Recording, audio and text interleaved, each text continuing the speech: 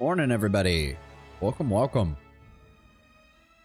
Oh, Tenwin. Hello, hello. Oh, before we start, Tenwin, never, ever send me an advertisement to listen on stream ever again. I should not have done that. Because guess what? We've officially gotten our first copyright claim on my YouTube VOD channel from that stupid-ass fucking Spanish advertisement. Luckily, YouTube's automated system just muted the audio from that for, and it wasn't even the whole ad. It was like the last 15 seconds of it. So that particular section of the VOD is muted for about 15 seconds. But still, it was a bit of a surprise when I went to go double check how everything was getting uploaded on the VOD channel, and I saw that there was a copyright claim on that video. So, whoa, official. We've made first step on being a YouTube content creator. We've actually gotten copyright claimed. Sucks to be us. It's okay. I'm not mad or anything, Tenwin. It was just a bit of a surprise when I woke up this morning to check everything before going on stream and saw that. So the VOD is up now. It's been altered slightly, as I said. That one particular section has had to be muted because that was really the only option. I got it. And now we get to deal with the big boy Tunon.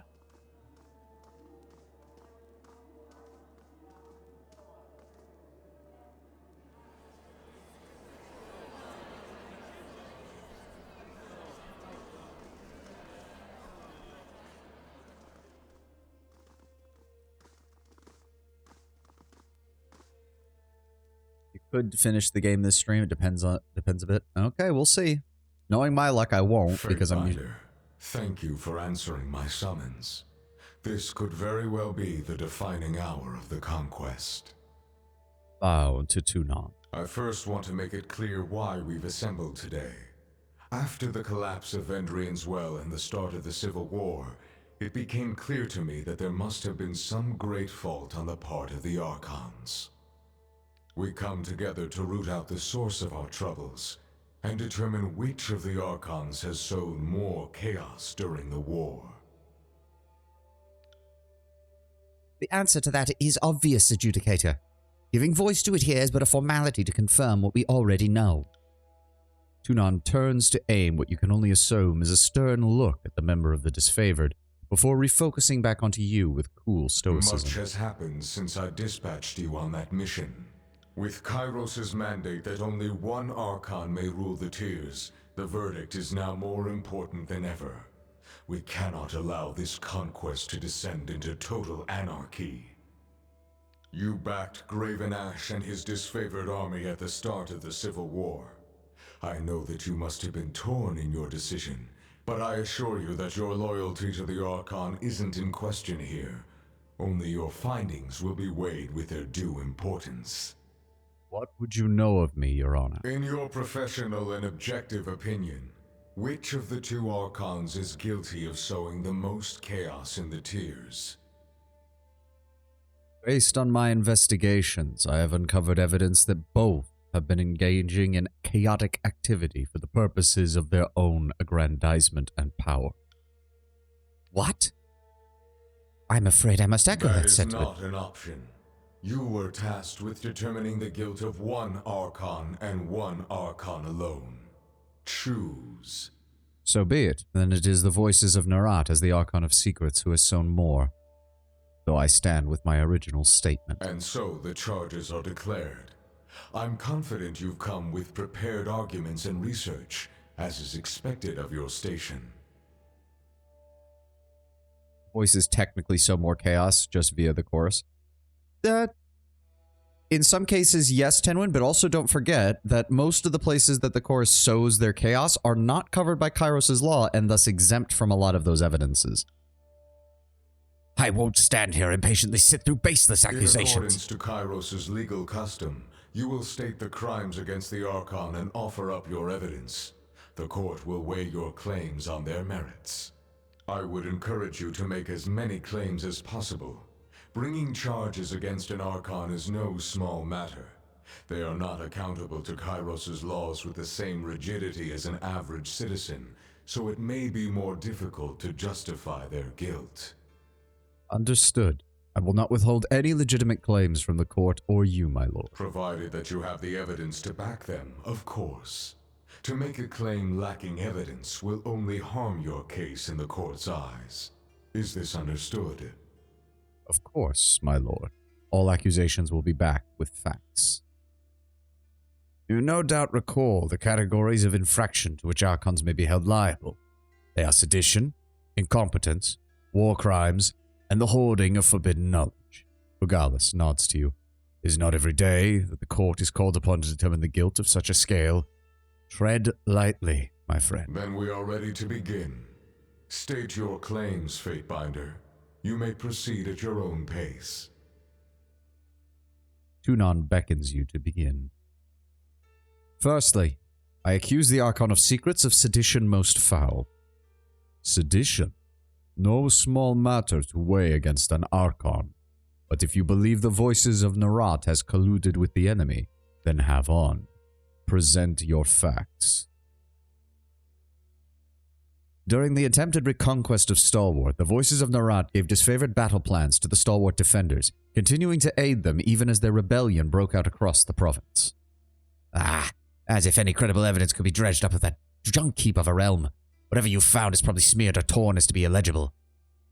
You found evidence of such a crime. Shocking that the Archon of Secrets would allow any trace to fall into wayward hands. But Stalwart is far from the Archon's reach. Fascinating. Do you have further evidence? Under the Voice's orders, a merchant, Hakiad Bronze, was forced to smuggle iron weapons to the Vendrian Guard shortly before their rebellion. Then the Archon of Secret's treachery runs deeper than even I imagined. I fear this Noom's house the very foundation of our offensive. Good for bringing this to our attention. I would also like to declare that the Scarlet Chorus aided the Unbroken during the Civil War, and I found his favorite patrol routes on enemy bodies delivered by Chorus agents. The Chorus gang boss swallows as you present the evidence and glances up at Tunon with mounting anxiety. Documentation is rare in such times where confusion and disorder reign. The court accepts this as evidence of collusion. Do you have further evidence? During the Apex campaign, Scarlet Chorus recruits were permitted to engage in a Tears festival, colluding with the... Oh, no, we don't want to mention that one because we specifically gave them permission for that one. I make no more claims of sedition, Your Honor. However, there is also the matter of war crimes. The Voices of Nerat has a tendency to interpret Kairos' law as he desires, but I hope this practice hasn't spun out of control.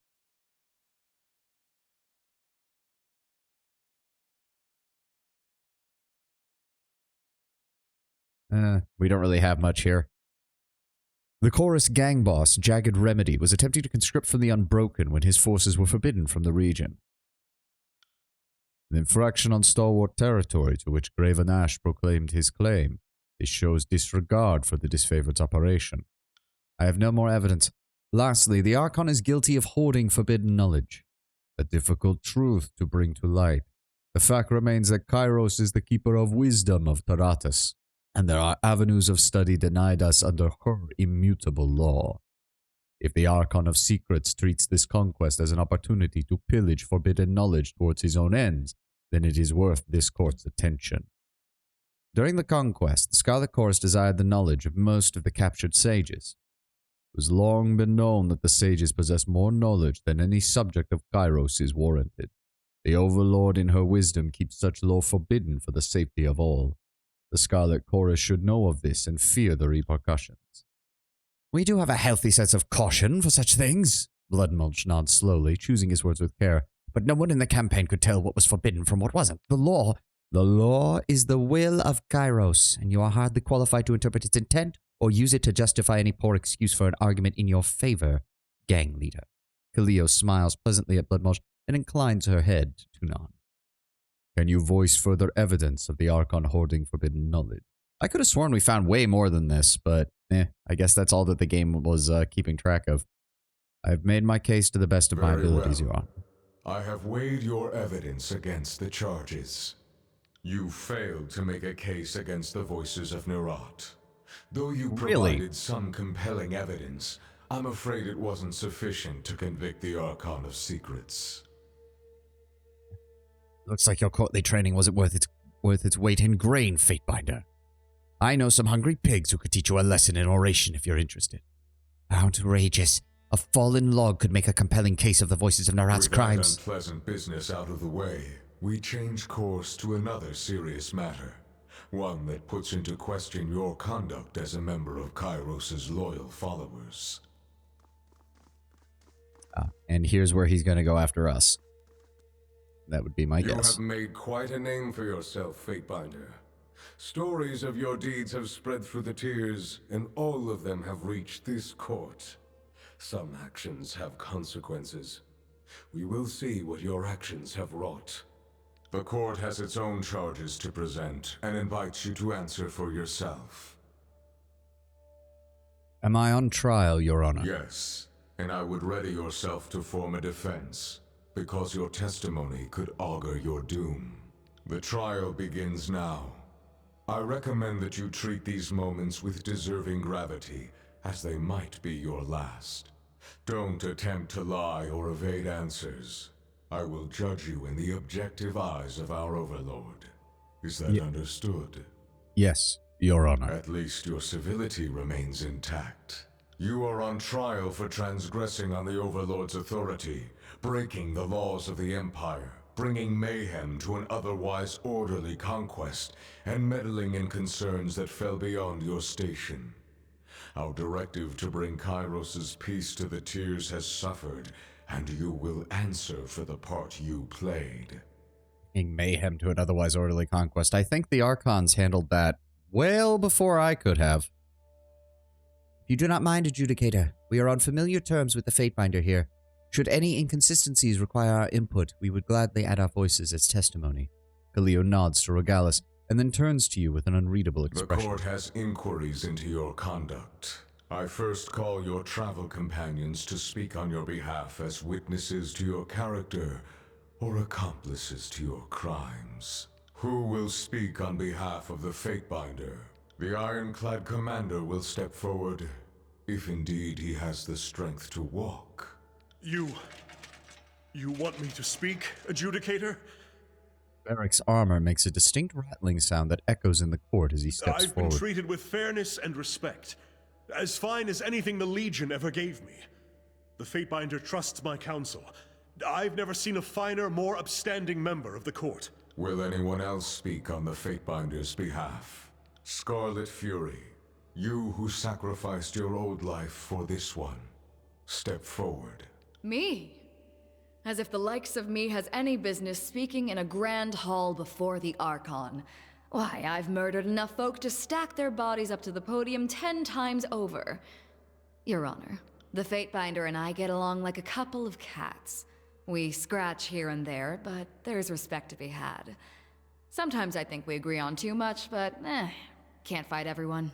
I suppose I've had worse bosses, and I suppose I've had better friends. But this one's something special. Indeed, Tenwood, I've killed for him, and I'll do it again. Will anyone else speak on the Fatebinder's behalf? Let the aged chronicler step forward. If it may please the court, I will speak true. I have had the honor and privilege of shadowing the Archon. A dream come true for someone so eager to witness history in the unfolding. I can say, with conviction, I am following greatness. And if required, I could produce my travelogue to back my claims. I have noted the good with the bad, and I think you'll find the Archon has been a force of order and balance. Exactly what you should wish from a Fatebinder. Will anyone else speak on the Fatebinder's behalf? I mean, you only gave me 3 companions, game. It's not like I could have them magically show up. I mean, that'd be nice if the rest of my companions were here anyways, but that's obviously not the case. Evidently not. The time has come for the Fatebinder to offer personal testimony. I dispatched you to the Vellum Citadel to deliver Kairos' Edict of Fire to the School of Ink and Quill, a punishment for their archival of forbidden knowledge, forbidden lore, and failure to recognize the rightful authority of the Overlord. Yet you hesitated longer than necessary in its issuance, warning the sages and allowing them an opportunity to perform a ritual that preserved much of their heretical knowledge. The Fatebinder's actions spared more lives than books, Archon. There was little that could be done in the few hours before the edict came to pass, aside from fleeing with a handful of pages and the sandals on one's feet. The Overlord intended neither page nor flesh to be spared, Sage. Enough. The Adjudicator rumbles, his gavel striking the floor. There shall be order as the Fatebinder answers this charge.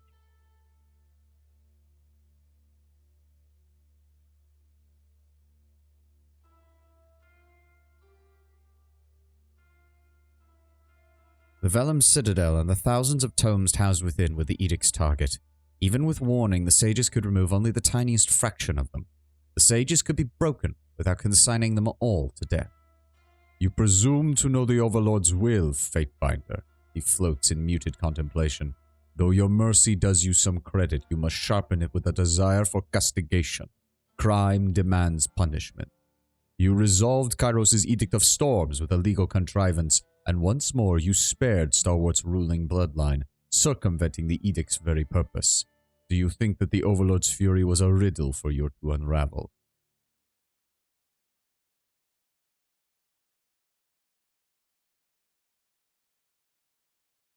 My Lord Tunon, if it was truly the Overlord's will that it could be done in such a manner, to be overcome by a legal loophole, that implies a far more pressing implication, that the Overlord is fallible.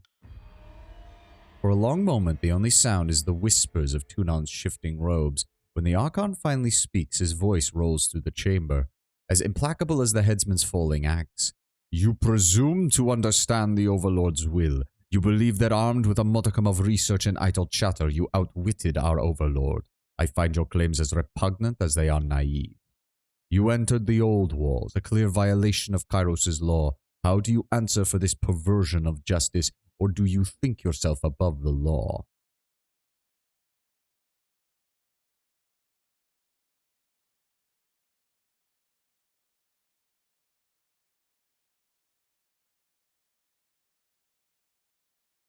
Does an Archon's privilege not grant an Archon the right to administer their domain as they see fit? Do not my spires rise from the old walls themselves? Do not my senses flow through them? The Adjudicator's head declines slightly as he listens. A long moment of silence follows. An interesting premise, albeit one that assumes a great deal about both your station and the spires. In the city of Halfgate, you killed the garrison chorusman who lawfully claimed it. A dozen of Kairos' servants bloodied the streets in your wake. They attacked me and violated Kairos' peace. I defended myself appropriately. The Adjudicator nods. I suspected as much. A pity you could not do so without eradicating Kairos' presence within the town. Ever since you arrived at the tiers, you have proven stubbornly tight-lipped. Your speech is often styled as if by some great terror or apprehension. Can you even answer for this anomaly, or are you too simple to manage it?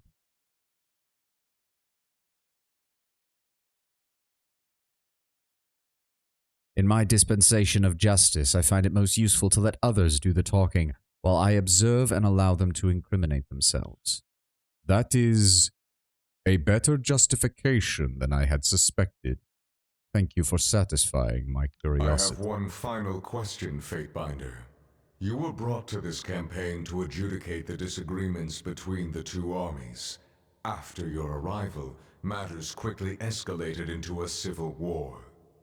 Did you knowingly join the conquest of the tiers to sow discord in your wake, or were you merely a victim of circumstance? I recognize the Archon's corruption and inability to function together from the start. It was only a matter of time before they turned on one another. I merely worked to prepare for that eventuality. If you anticipated a failure on this scale, you should have informed me, or else worked to avoid it rather than pit combatants against each other.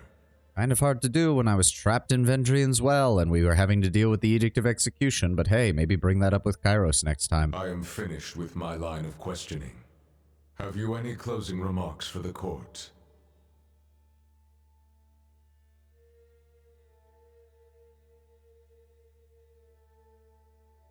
I have ever strived to bring peace and order to this region. I recognize that our work is an uphill battle, but that it is worth the The struggle. way you frame it, the conquest sounds like a matter of true personal investment. Most curious. After weighing the charges, this court finds you innocent. Against all reason or expectation, I find you innocent. Your testimony was sufficient to justify your deeds, your self-appointed authority, and your undermining of Kairos' law. I can hardly believe it myself. Tunon raises a trembling hand to his own mask. Adjudicator, are you unwell? Regalis takes a cautious step. Leave him. I want to see how this plays out. Julio leans forward with Archon, interest. Your presentation in the court today has shaken many of my core beliefs. Things I held sacred under Kairos' law are now uncertain. He looks at his gavel with a sense of bewilderment. I once thought that Kairos was the sole overlord. The notion of rising to her echelon of power and influence wasn't a concept that existed for me, for anyone. You have proven her wrong. What's more, you understand justice and law better than she ever did. Better than even. On his mask, the corners of his eyes crinkle as if in agony. I am willing to accept you as my new sovereign, if you'll have me. Serve me as you served Kairos. I ask nothing more. My loyalty is beyond question. I will do anything for you. Funny thing to say when you've turned coat on your old boss. What say we kill him just for the fun of it? I kind of want to see what's under the mask. The adjudicator is ours now, Verse. No. My gavel and my justice are yours. I will execute your laws as you draft them, show mercy as you see fit, and bring to ruin all who would reject you.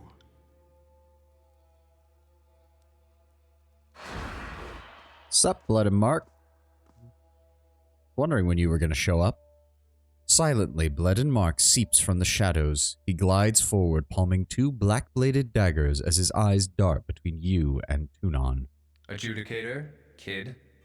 He greets the both of you with a curt nod before stating Allow his this claim. blade to cut to the point. I have an objection, or two. He twirls both daggers, fingers moving deftly in and out of shadow, the movement itself nearly hypnotic and wholly blurred, all the while brightly burning eyes boring into yours. We can... Yeah, we'll do this. Because it feels like you want him to be both. Like, you want to both show that... I don't know, he's a weird one. I'm still not quite sold on what exactly Blood and Mark is supposed to be. My friend, Blood and Mark, old pal of mine. What's the problem? Slowly, he swivels his head to the side, staring at you with a single-minded intensity. The muscles of his body are tightly coiled. He's a black adder poised to strike. But then he sucks in a breath, and the tension slithers from his body like shadow retreating Don't from light. distract me while I'm on the job, kid. Look, it's not like I have a grudge against you. I just can't let you live on Kairos' orders. I'm sure you understand. I can tell you've been waiting for this. And she told you this personally, did she? Kairos has given me free reign of action to protect the Overlord's interests. The semantics are of little concern to her, though I admit they will greatly affect you. It would appear the court headsman is determined to make his stand. Under normal circumstances, I would curb this behavior with a swift execution. However, we have long since abandoned normalcy. There will be a trial by combat then. Blood and Mark's claim against your own. Justice will win out, and the will of the true Overlord will be evident for the living to witness. You may begin when ready, Archon. I have a feeling that we needed tier 4 on favor in order to make any progress, and we missed it by like 5%. You know you don't have to do this. Neither of us has to die here. Without further word or warning, the Archon of Shadow dissipates into darkness. The lights in the room flicker and dim as he moves Your forward to trial attack. begins anew, Archon. Prepare to defend your title, your innocence, and your very life.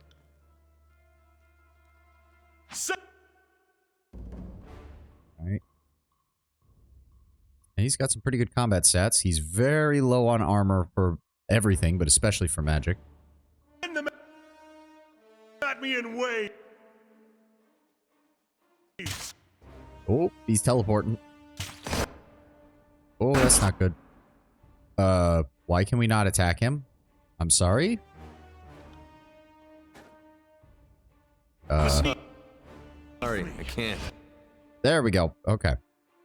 Let's try that again, shall we?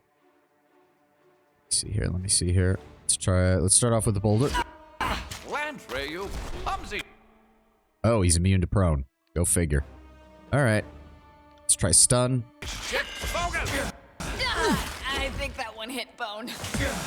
It's okay, Verse. We got this. All right, that didn't work. Let's try freezing him.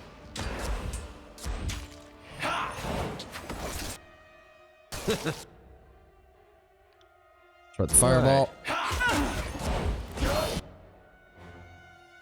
First, pop a potion.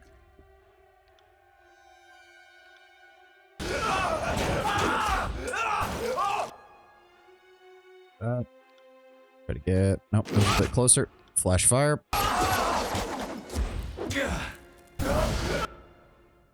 Is he about to summon shit?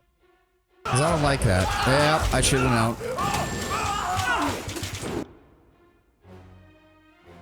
Okay, hold on. We need some combo moves. Favor of the Fate Binder. Actually, yeah, let's go ahead and throw that on Verse. Because all of them seem to be focusing on her. There we go. Did she seriously? Yeah, she got injured. God damn it, game. Aegis. Maybe.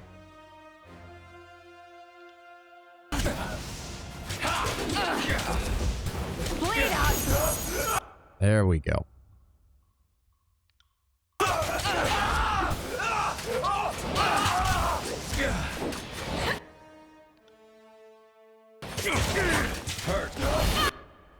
There we go. Nice bounce. Nice bounce. He will only join you if you're doing the anarchist path. He doesn't join you in any other path. Kind of makes sense.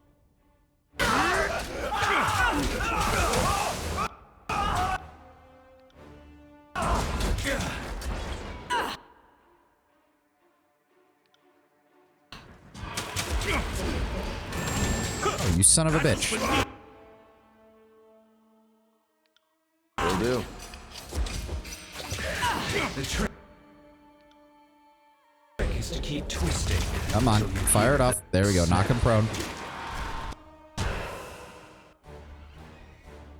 Golden, glowering eyes widen with surprise as the Archon tumbles to the ground, coughing blood as dark as the shadows that billow and ebb about him. He clutches at shattered ribs and grins. Look at you. The surprise of a lifetime. He gasps, drowning as his lungs begin to fill with blood. The light in his eyes dims as his pupils seep blackness, expanding to fill the whole of his eyes. A look of meaning passes between you, his fingers digging into the ground. Don't die too easily. Won't look good for me. This brightness is blinding.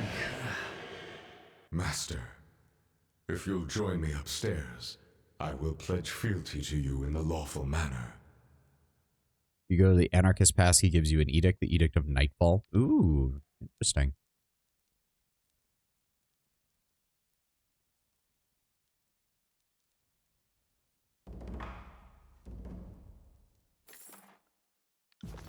I got it. All got anything to say? How do you think the court will fare without Blood and Mark? The court ought to learn the lesson that the Empire already knows. Everyone is replaceable. So long as we keep that in mind, I'm not so worried about the court. Her lips curl in a knowing smile. Better than ever, I hope. Without the dependable aid of an unkillable assassin, I'm sure we'll stumble. The court itself will have to be stronger if it expects to survive, and that sort of change is welcome. They're honestly taking this pretty well. For all its wisdom, the court places too much emphasis on fear and paranoia to keep legal precedent in check. It'll be interesting to see how we navigate this new world that you've carved out for us. No, Lord Brown Bear, we will not be proclaiming the Edict of these nuts. Do not.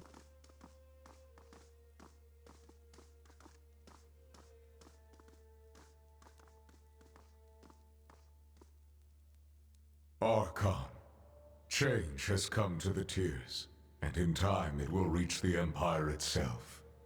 You are the agent of that change, and even I could not have predicted what impossible heights you would reach. The time has come to take up the gavel and usher in a new age of structure and law to the Tears.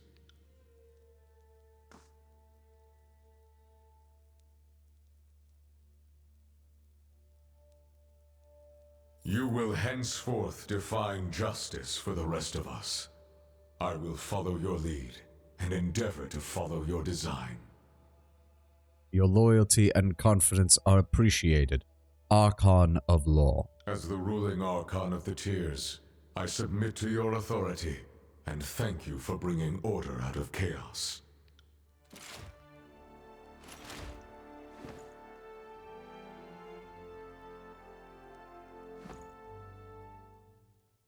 Go and represent the strength of law.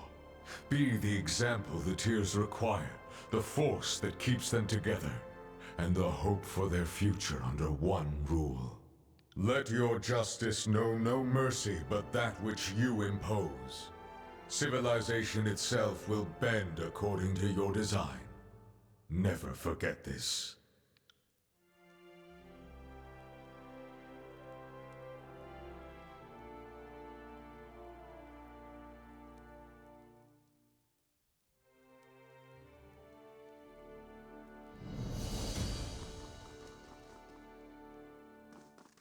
Really, we can't talk to him.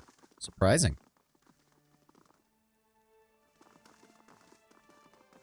I do feel like this whole segment was a bit truncated, though.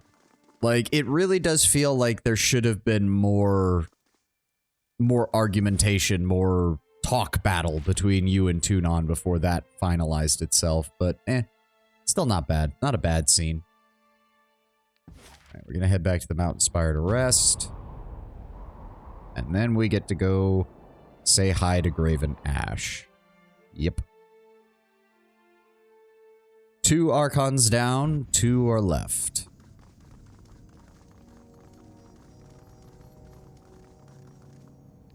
Please rest. The rush becomes quite obvious here. I mean, it's very obvious that they're still doing their best. Tunon's, like, it's not like Tunon's scene was bad. It's just very obviously not up to the same quality as some of the other scenes that we've had so far.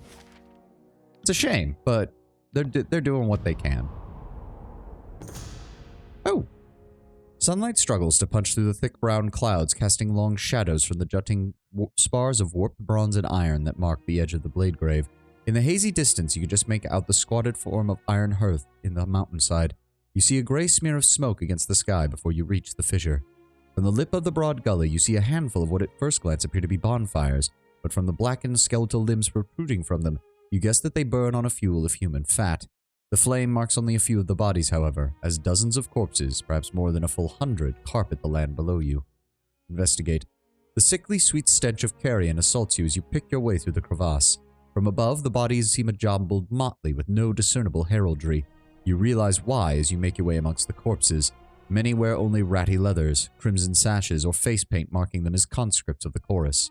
For every 10 to 20 members of the Horde, you locate a brutalized, disfavored legionnaire, their armor rent in a dozen places, their wounds enough to kill a man 10 times over. Merciful Kairos, Varric mutters, kneeling by one of the corpses. He touches one's forehead. Telluria. I almost couldn't recognize you, sister. He looks at you. Archon, these soldiers died in the service of the Overlord. They deserve better than to be left to the elements.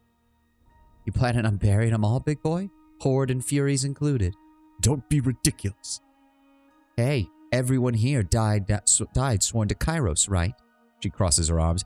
If one deserves a burial, Don't they all?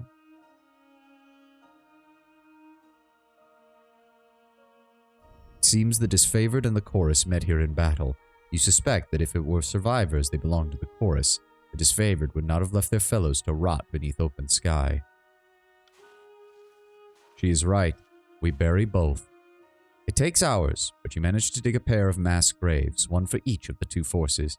Sweaty, filthy, and sick with the smell of your enterprise, you mark each mound with a set of standards.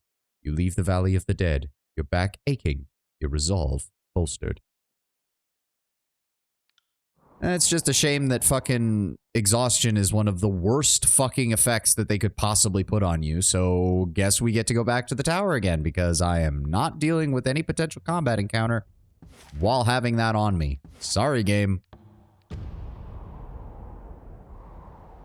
Zoom.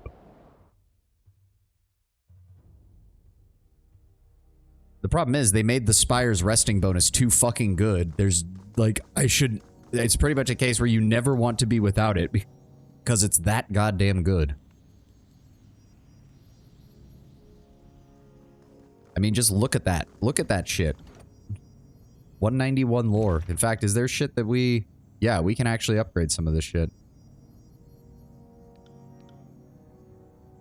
No, not that one. That one. Update.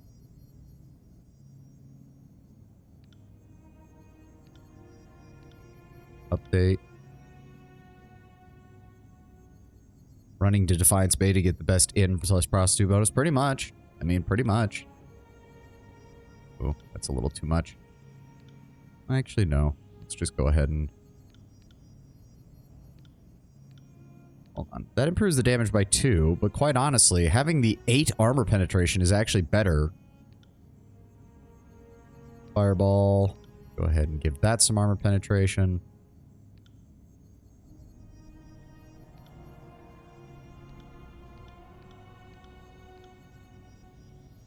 Damn.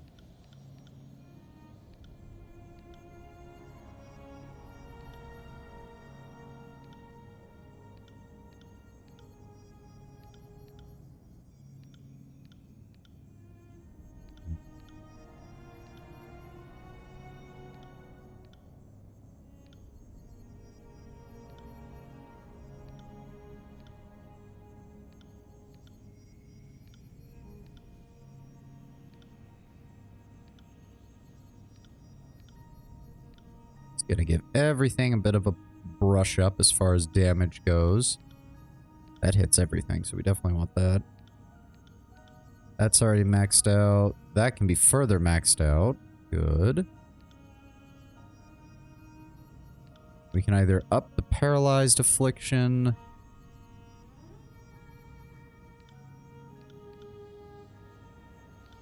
Go ahead and do that. Oh, wait, what? Yes, spell overwrite. That was the whole point of doing this. Then we have ball lightning. Go ahead and improve the damage on that. Lantry. I don't even know what we can upgrade on you. Damn, we can't get that just yet. Devious mass. No real point doing that. Can't upgrade that just yet. Go. Surge of Glory's already maxed out on that. We can go ahead and... No point in that. Can't do that. Shame. Unravel Minds. That only improves damage. There's no point there. We already increased the size. We already increased that. We can't increase the accuracy any. May as well just update that then. And then Spectral Blur. We already did that. We've already upgraded that. The only we can do is reduce the cooldown. Concussive Bolt. Vigil of Staggering Force. Can't improve that any. Can't improve that any. Could improve that. Actually, we'll go for the range. False Pit. Already increased that. Already increased the duration. Already made it a bounding spell. So we will go ahead and update his accuracy on that. Acid Rain. Update the accuracy on that. And Wave of Despair. Nope. Can't improve the intensity. Can improve the range, though. There we go. Nothing we can do for Barrack Spell there. Can't improve that, unfortunately. Can't improve that, unfortunately. Can do that. Nope. Nope. Nope. Oh well.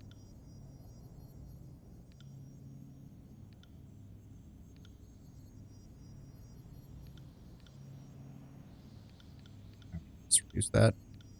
And verse. Again, I don't think we have the ability to make it any better. Can update that. Don't really need to update that. Don't really need to update that. Nothing I can do to do that. Okay. All right, let's try this again, shall we?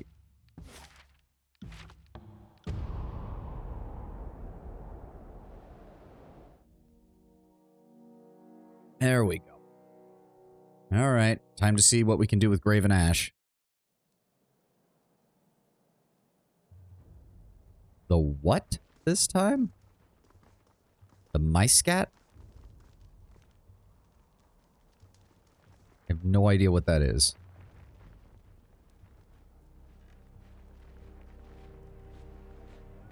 Oh, General Ash. Oh. This is quite the welcoming committee. If what I hear is true, and mighty Tunon has bowed to your authority, then we are very well positioned indeed. Your laws and policies can restore order in ways that bloodshed cannot. If indeed Tunon's headsman has been dispatched, then I am spared a nightmare plagued by shadows. No one will mourn his passing. Oh god, yeah, the shit that gave us the problem in the Barry encounter. Yeah, I forgot about that. We find ourselves at an impasse. You are no Fatebinder to be shrugged off, dispatched, or underestimated. No, that time is over.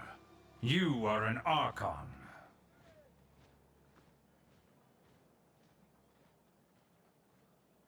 Your silence only incriminates you further. But never mind. We yet have a problem that is degrees of importance over you and your wayward authority. The voices of Nerat must be executed. With his destruction, his leaderless mob will disperse throughout the tiers from which they came, and we will be free to subjugate this lawless realm. I expect nothing less than your report that the Archon of Secrets has been dealt with. Dismissed. I would rather deal with you first, General. Yes. I thought we would come to this. I had hoped to avoid the confrontation. Your service to my army has been exemplary, and I hate to lose a friend on the eve of victory. There's nothing about... Yeah, that was my main thing. If he hadn't made that an order, I would gladly have gone after Nerat first. I would have even made sense. But because he treated it as an order, following it would have meant that I was essentially, well, following his orders, which puts me in a disadvantage against him. Bow in allegiance to me, and Kairos will be appeased. We can govern this lawless land together, and invite the savages into civilized custom. I have not come so far and achieved so much merely to bend the knee, General Ash. I was afraid this would be your temperament, and it saddens me. Power should have humbled you, but it has made you vain. What do you propose, then? We will fight to the death needlessly, or will you reconsider my offer? I will merely go and deal with Nerat first. When I return, and he is no more, I expect your formal surrender. See, but that way it's phrased as me doing it on my own rather than following his Can't do orders, that. and that's the important part. Archon who swears allegiance says what? Sorry, I can't.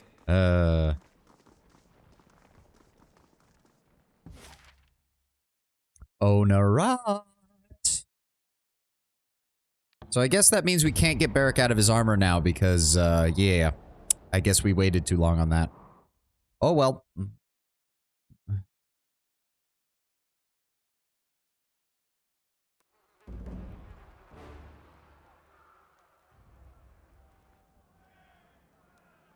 Sup, dudes? You're gonna block me? That's what you're gonna do, huh? Huh? That's what you think this is a good idea? I got it. I mean, sure, you can try that.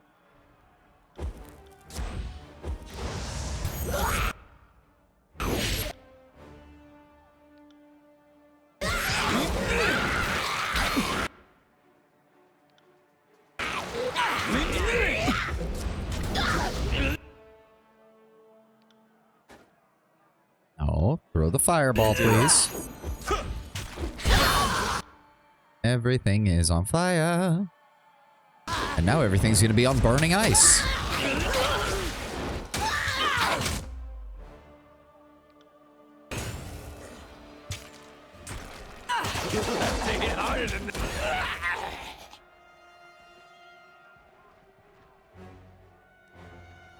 Are we about to just one-man army our way through, or four-man army our way through this entire group of enemies?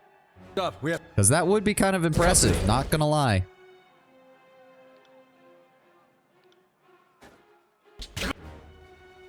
Yeah. Throw your little fucking spells.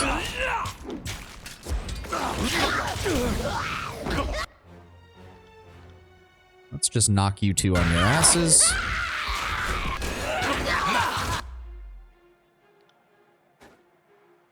No. I said to cast spell. Can't do that. There we go. This weapon isn't First, please. worthless. There we go. Please go around. I mean, you say that, Tenwin, but that's unironically what I'm doing, because it's very much a case of I literally am doing this because I want to, not because you're ordering me to.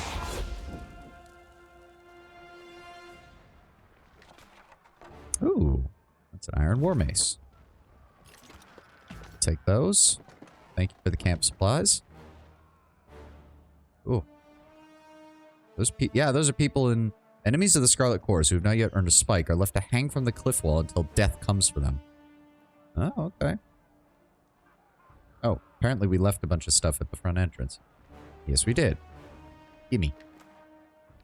Nothing of any real value. Sorry, I can't. Oh, we've got some Beastmen and some Blood Chanters. More. Oh, yeah, here we go. To the body.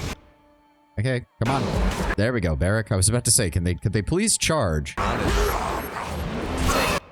First we get some fireballs. Then we have a big old firestorm. Cause more harm than this useless weapon. Good damage. Then we've got a Path of Frost.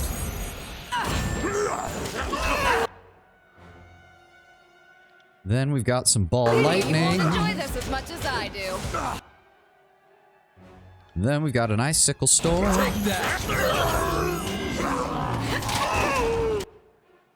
Then we're gonna hit you with a Lightning Bolt.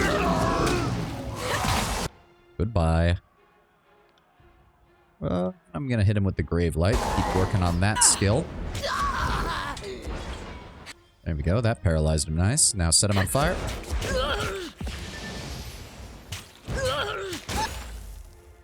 I got it. I do like when the enemies explode. That just kind of satisfies me. Just pop, and then he exploded. Ooh. Staff of Atrophy. How very nice. Does very little damage, but eh. Oh, Barrack leveled up. Almost missed that. We will go ahead and just keep boosting his defenses. Yes. Then, there we go. That's very nice. Minus 10% damage on all party members that are near Barrack. Yes. Very nice. That's what I want to see. Oh, there's something down here. Ooh. Blood-soaked mantle. Minus 15 recovery time when having wounds. Interesting. Most mages' guilds eschew superstition and believe none of the tales that the clothing of a murdered man can augment one's performance in battle. Blood chanters, considered exiles of the accepted magical norms, are far less incriminating. You almost give that to Verse. I mean, yeah, she doesn't quite take that many wounds to justify it, but... And I also just get paranoid about debuffs on my characters. I hate it. I'm not... Oh, we got some Okay, so now we're getting to the actual guys. We got Scarlet Furies, we got Blood Chanters, Bloodhounds. Okay. Let me see what we got here. We're gonna go ahead with this. I told you to cast a spell. Paralyze you. There we go. Yes, I know I'm bleeding. That's fine. Nope, not that spell. This spell. Hit all of them.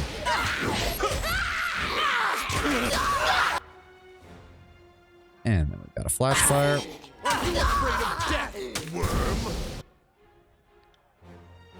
Go ahead and steal some more health from you.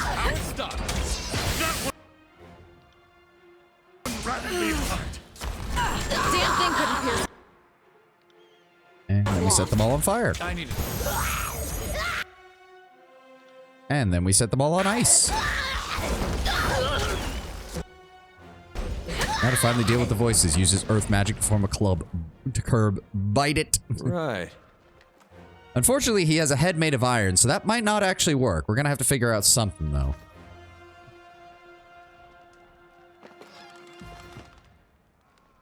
Sup, guys? Are you just hanging out over here? Yeah, there's all three of you. What the fuck is wrong with... Don't worry, Verse. I got you guys covered. Let's go ahead with... Oh, they're both on cooldown. Shame. With my weapon? That's fine. We'll just hit them all with this, then. Harsh words would cause And then we're going to hit him with this. more harm than this useless weapon. And then we're going to hit him... What is which? Fire. Wait. Flash fire. Yes.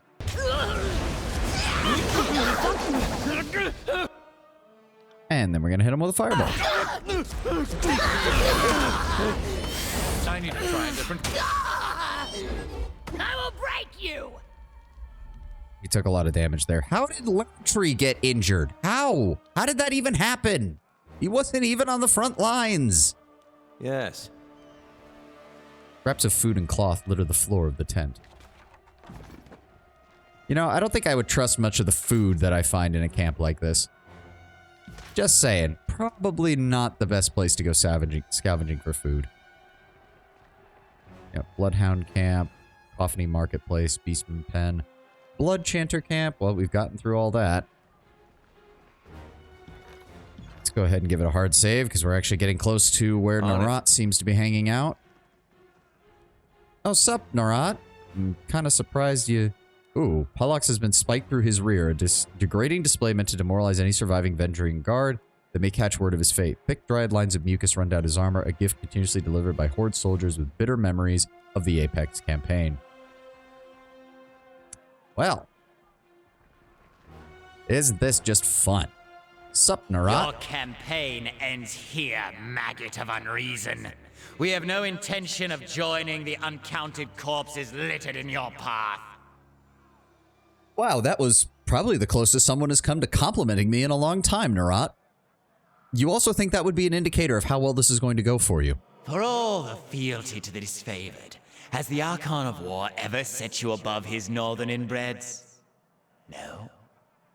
He would have sacrificed you 10 times over to save some brain-dead grunt from stubbing his toe.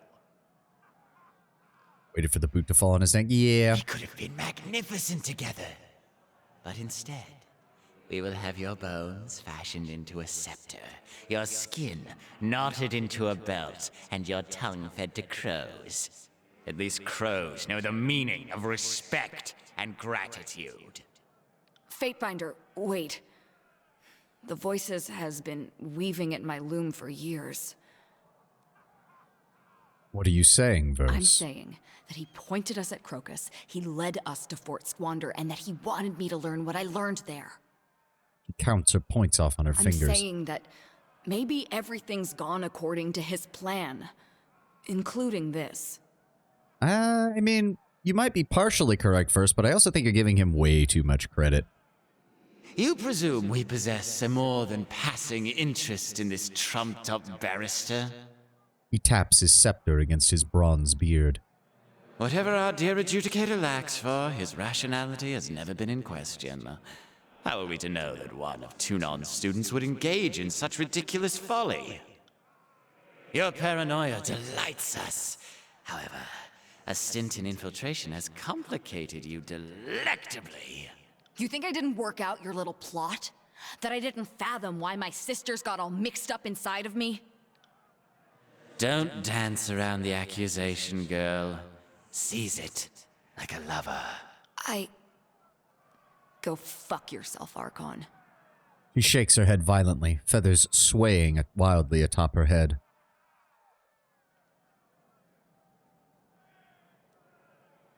Hesitation? That isn't the verse I know. We've both been here before, haven't we? I'm right back to the day when my sisters died in front of me, only this time I'm truly afraid. Maybe my idiot brother has something to do with it. The last time this happened, I froze. Now I'm more afraid of what happens if we attack. Fun fact, the voices of Nerat, when his home country was invaded, was part of the royal family. The royal family wanted to take up arms against the invading army of Kairos. Nerat betrayed them, and when the army of Kairos arrived at the capital, they found the royal family being tortured in the city square begging for death by Nerat, his own family, and he became Kairos' royal torturer and information gatherer. With an emphasis on the first rather than the latter, it seems, since he does have skills as a spy master, but he seems to prefer the sadism more. Listen to her, Fatebinder. She shows wisdom beyond her years. The Voices of Nerat is a terrifying, centuries-old mastermind, and neither of us have been around as long as him. That point seems worth emphasizing. I really, really hope you understand that he's going to hurt us. It's true. We promise. If you're up to it, then I'm with you. I've killed my share of gang bosses, and it doesn't take a genius to know when a leader is flagging and needs to be replaced. No offense, Archon. None taken, wretched girl. We have never been more proud of you than at this moment. You are everything the chorus strives to become. Couched in his wreath of green flames, the Archon of Secret's bronze head turns to you. Perhaps not all is lost between us, Fatebinder. Perhaps you would be willing to accept a settlement of our grievances in exchange for the return of our fury. What do you intend to do with her? Invite her into our cacophonous hole, of course. Worry not for her, for we shall envelop her in familial understanding. Your sacrifice to our holy cacophony. The Archon of Secrets touches his mask, then runs a hand on the front of his ragged robes that serve as his chest, words piling atop one another, teetering on the brink of collapse into meaninglessness. I've never seen the Voices get like this. It's like he's fractured around the edges. I know it sounds crazy, but if you gave him what he wanted, I bet he couldn't take it. Read that as cacophonous whole, which sounds so wrong, and yet it's still so fitting for Nerat, isn't it? You would bow to me in exchange for verse. Oh no, our dear, ridiculous Fatebinder, no. Not at all. But we shall rescind our territorial claims and remove our chorus from the tiers, leaving the particulars of this peninsula's governance to those remaining. The tiers will be entirely below our notice. This is interesting, though. I've never seen the Voices get like this. It's like he's fractured around the edges. I know it sounds crazy, but if you give him what he wanted, I bet he couldn't take it. Is she saying she wants to try this? You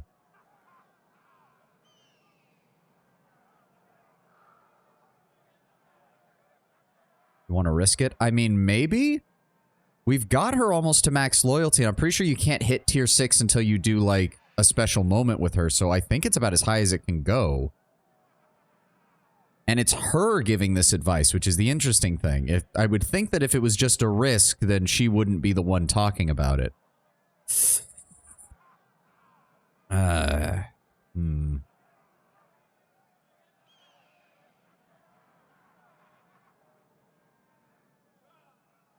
tempted, because I think it could work out.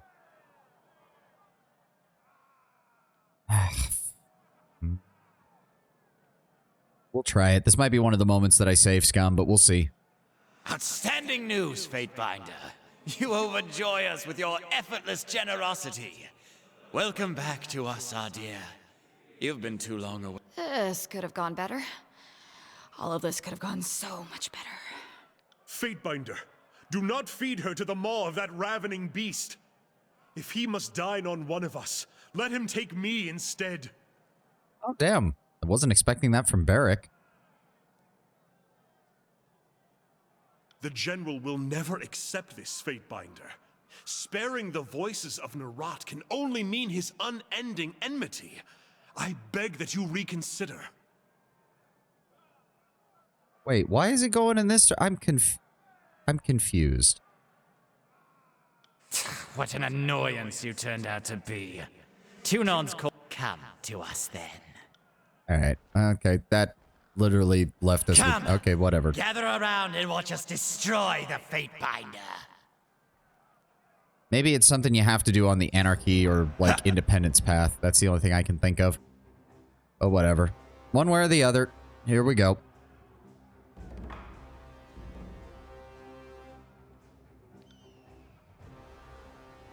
See if we can... Right. You see that? Okay, he's immune to paralyzed. Go figure. Let's try to stun him next. First, please tell me you're not casting that on me. There's no fucking point in you casting a weapon buff on me. That was just luck. Right. Nope, that's the voice in her eye. I'll deal with these guys. You guys focus on him. On it. Set him on fire. That actually... Did that seriously not fucking set him on fire? Because I'm very disappointed if it didn't. Go ahead with this. Oh, you son of a bitch. You moved out of the way at the last second.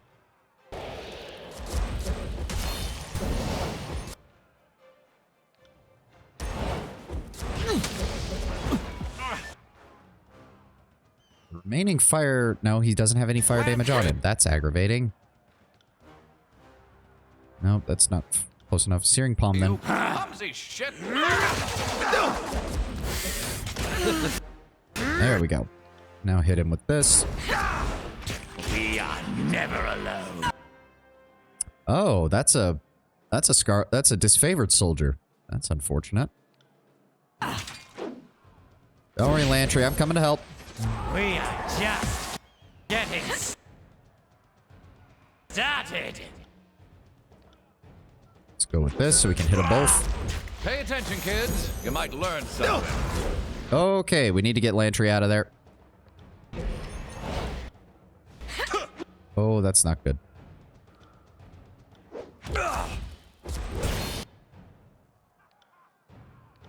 What other spells do we have? Icicle Storm? Nope.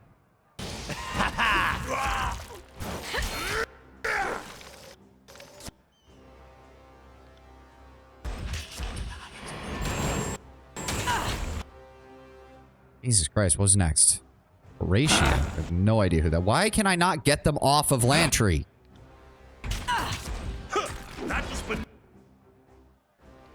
Do that one. Oh, for fuck's sake. Stay alive, Lantry. Stay alive. There we go. Zap. There we go. Okay, now we can focus on him again. Right. Fuck your abilities to form copies of your... or all of your personalities, Nerat. I don't give a shit. Clumsy shit! Focus! Oh god, he ate Pelox too. I forgot about that. Yield your flesh. The mind will fall. What the fuck is that? That's fine. Just... Perhaps a change of tactics is in order. Come on, set him on fire. There we go.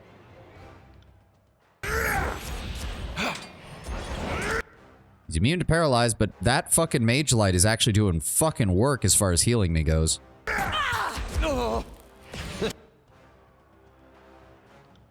Flash fire. Jesus Christ, are you serious? Okay, his dodge is at 170, so I suppose I shouldn't be surprised.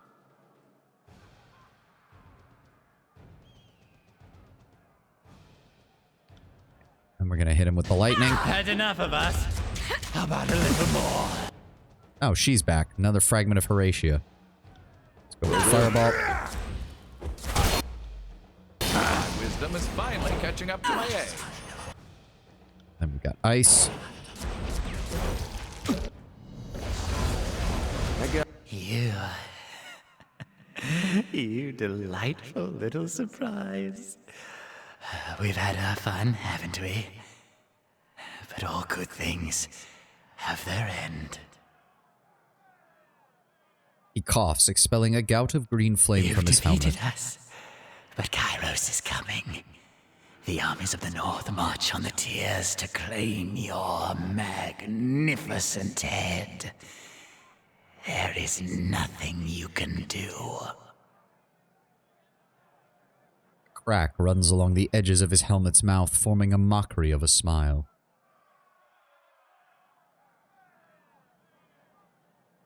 That makes no sense. The tiers are united in Kairos' name, and I am not the Overlord's enemy.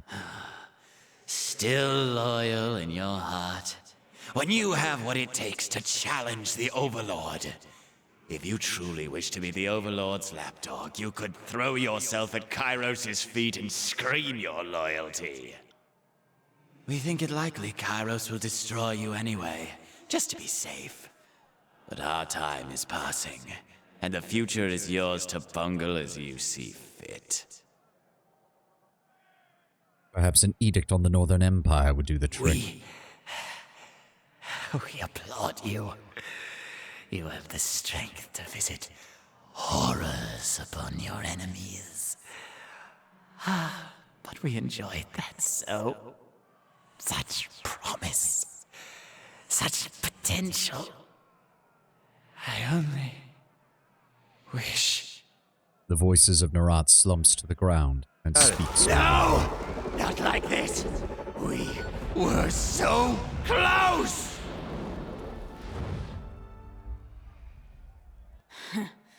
Good riddance, asshole. Shouldn't have screwed with me and my sisters. She kicks the smoldering pile of ashen So rags. much knowledge was in that hive of a creature. If Narat weren't such a wanton monster, I'd almost shed a tear for his passing. Just think of how many tomes his minds could have filled. Though I suppose most of it would have been sketches of torture and fornication. Is that thing finally dead? I have to actually ask because it was difficult enough to tell that he was alive.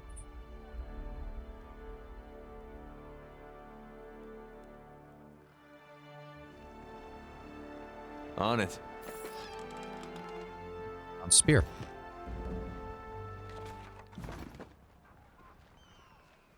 Bodies of disfavored commanders are proudly displayed behind the voices of Narat's throne. Yep. Yep. Raven Ash. Raven Ash. Raven Ash. Yep. Oh, and everybody just returns to where they were.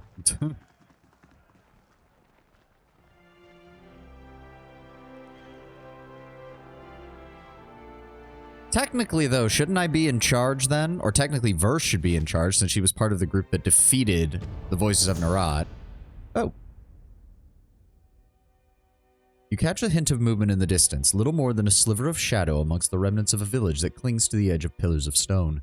You remain far from both Halfgate and Cacophony, so it seems unlikely that settlers or soldiers lurk among the ruins. Perhaps scavengers or a rogue pack of beastmen have made the crumbling buildings their home. You missed loot in the middle of the arena? Oh. Whoops. Adobe homes cracked by the Overlord's Edict of Stone and bleached by the sun rest in loose semicircle around what you imagine a well or square once stood. Instead, the land stands abruptly demarcating a plunge of hundreds of feet into the shadowed depths below. From the windows of several of the houses spills a faint violet light. You move quietly near one of the buildings, using it as cover to see within the next house. Near the near wall, which has conveniently collapsed. Within you see a group of humans gathered around shards of azurlith, the purple crystals that appeared throughout the stone sea in the wake of Kairos' edict. As you get closer, you can see that they wear the bare minimum of clothing necessary to preserve their modesty. Their skin bears lines of light that shimmer purple against the darkness within their home. Investigate further. The people within the squat building seem wholly unaware of you, their attention entirely on the shrine of collected azurlith shards that dominates the far corner. The lines of light on their skin seem to trace primitive runes which bear its distinct resemblance to the markings that beastmen carve into their skin. The people chant quietly, invoking Cairn, fallen Archon of Stone, to restore their lands and deliver them from suffering. Speak to them. You step into the open and hail the group, inspiring a commotion of startled cries and raised pitchforks. You offer your open, empty palms and consider what they have to say. What are you doing out here? One of the villagers, a lanky man with stringy hair, steps forward. You notice that his skin seems dry and dusty, cracked in many places like the parched earth of the stone sea. His eyes shimmer with violet light, but that may only be a reflection of the azurlith. We commune with the man of the mountain. He grants us his boons and protects us from the cruelties of this place. He shall come to us in time to save us from the Overlord's tyrannical yoke. The other villagers nod in agreement.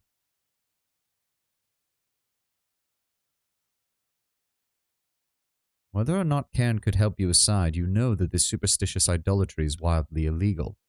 We care not for the laws of foreign invaders. Eventually, someone from Cacophony will wander this way. If the remnants of the chorus find you here, it won't go well. The man of the mountain shall protect us. He already grants us his favor. Farewell. Cairn be dead as fuck. Indeed he do be. Indeed he do be. I mean, I think we can go back because I think loot doesn't despawn Tenwin, so we might be able to actually rush back and see what Narat grew. Oh. It's not going to let us because... Really? General Ash, I am quite disappointed in you, my friend. I got it. It's going to be especially hilarious because I'm pretty damn sure your disfavored do not do well against fucking magic. That's kind of been your guys' main weakness this entire fucking campaign. What the fuck is wrong with my weapon? And now you're going up against somebody who quite literally has been specialized in it. Can we hit all three of them? I think we can hit all three. Oh, hold on, hold on. No, god damn it. I can see it lining up with all three. Right there. There we go. Perfect. And then we just go ahead and hit him with fire.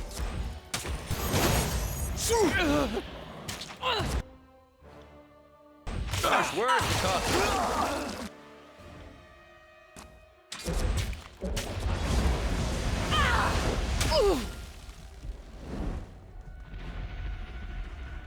And let's also be honest, magic is definitely going to be the thing that overcomes your guys' protection the easiest. Like, I don't know why you would do this. Hell, the fact that Barrick is even still willing to work with me while doing this is kind of a damning indictment of you guys. Time to change weapons. Smack, smack, smack.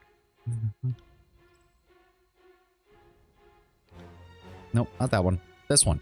Gosh, word would cause more harm than And then we're going to cast that. useless weapon.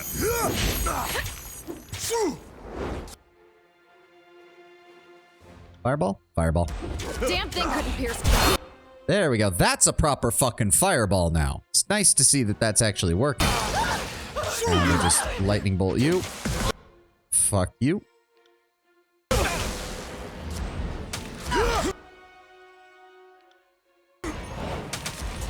thing could.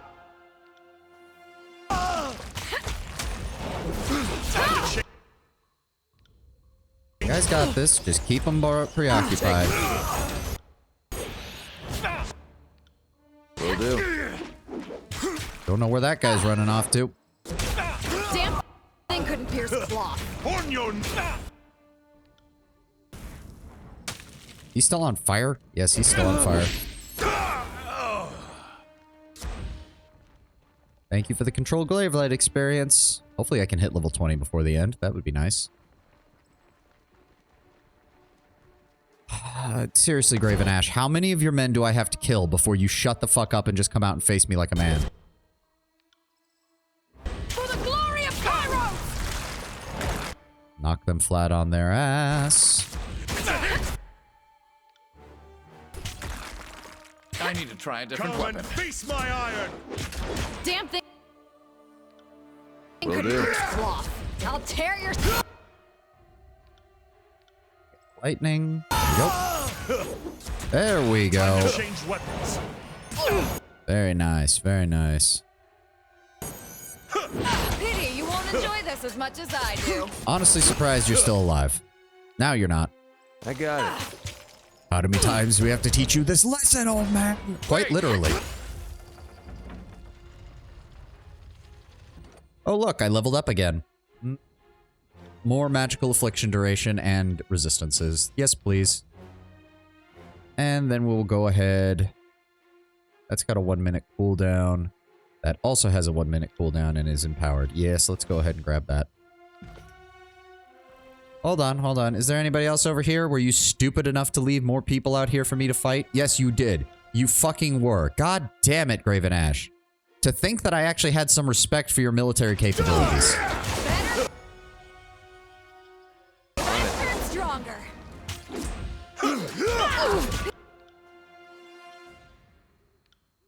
Oh, good. Yes, please stack all of yourselves up in front of me.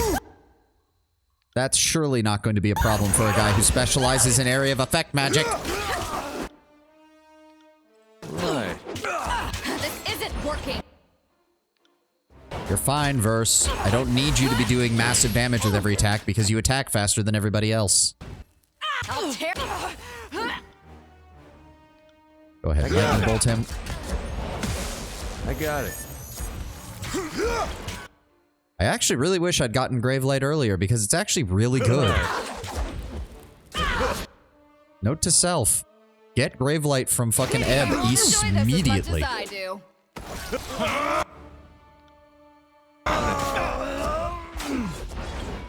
There we go. I got it. Grovel before me! Will you please die? Pity you won't enjoy this as... Oh my god, how many fucking heals does this guy have? I got it. There we go.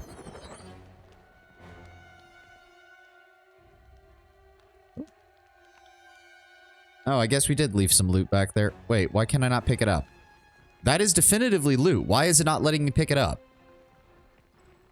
Oh, is it because it's counting this whole area as a combat encounter, so it's not going to cause the loot to spawn and let me pick it up until after? Wasn't the Fey Lakes extremely successful in this area? It was. In fact, the disfavored are even implied to use it as a favored combat formation, at least in large pitched battles. Okay, so what did that accomplish, Graven Ash? Because I just killed, like, more than a dozen of your best troops. Mighty Tunon bowed to his wayward legal clerk. I ought to be surprised, but that knot of contradictions has been ready to unravel for a long time. The silence and cacophony tells me that the voices of Narat is dead, and I have every reason to celebrate. But I don't imagine for a moment that you came seeking my gratitude for a job well done. So, you see fit to grace my halls with your presence. This will be the last time. I have no wish to consort with traitors. You have held back this campaign against the Tears long enough. After I grind your bones into the dry earth, my disfavored will take back this realm for the vaunted North, and you will be forgotten. Yeah, you're not even worth the words. Before either of you can make the first strike, Barrick steps forward and bellows in protest. Fatebinder, this doesn't need to happen. Please! It is short-sighted for Archon to stand against Archon. The two of you would be more powerful as equals and collaborators. I beg that you consider another option. The Archon of War would not have this any other way, would you, Ash? Do not force me into mediating your squabble. The protests of your companions are nothing to me. As far as I'm concerned, they are all as corrupted as you. Wow. You gonna take that, Barrick? He's basically just saying that you're not even part of his legion anymore. Archon, no! I am still your good northern soldier through and through. My loyalty, my place in the phalanx. Gone. All of it. We are finished, and I remove you from my legion and my protection. No sooner will I return to the north than your family will be disgraced, your celebrated name made to rot in the public square. Ash turns to you with hatred. Gather, my legion! We will see this pestilence dispatched for the battlement of war! Fatebinder, prepare yourself! Well, Teach this one a lesson. We will not suffer insubordination. I mean, I suppose I should be grateful that he doesn't just bum rush me with the entirety of his fucking army. Wait for it, wait for it. There we go. Knock them all down.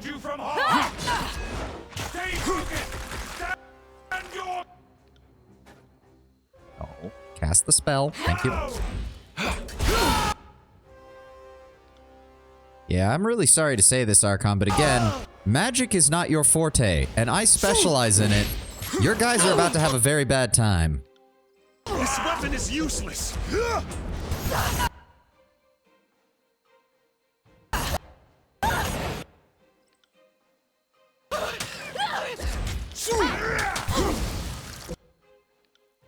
On it.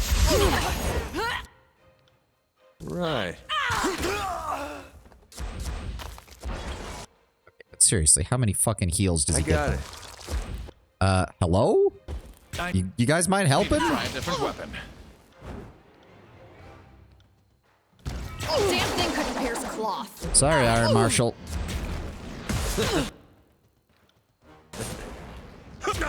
This weapon. Next wave, my legion! For the north! Okay, we got Crescent Runner, we got Radix, and one of his Earthshakers. Damn it, Radix, and I actually liked you for the most part. You actually seemed like you were one of the more sane ones amongst the disfavored. Set him on fire. Paralyze him. Set him more on fire. Damn thing couldn't pierce cloth. Stun him.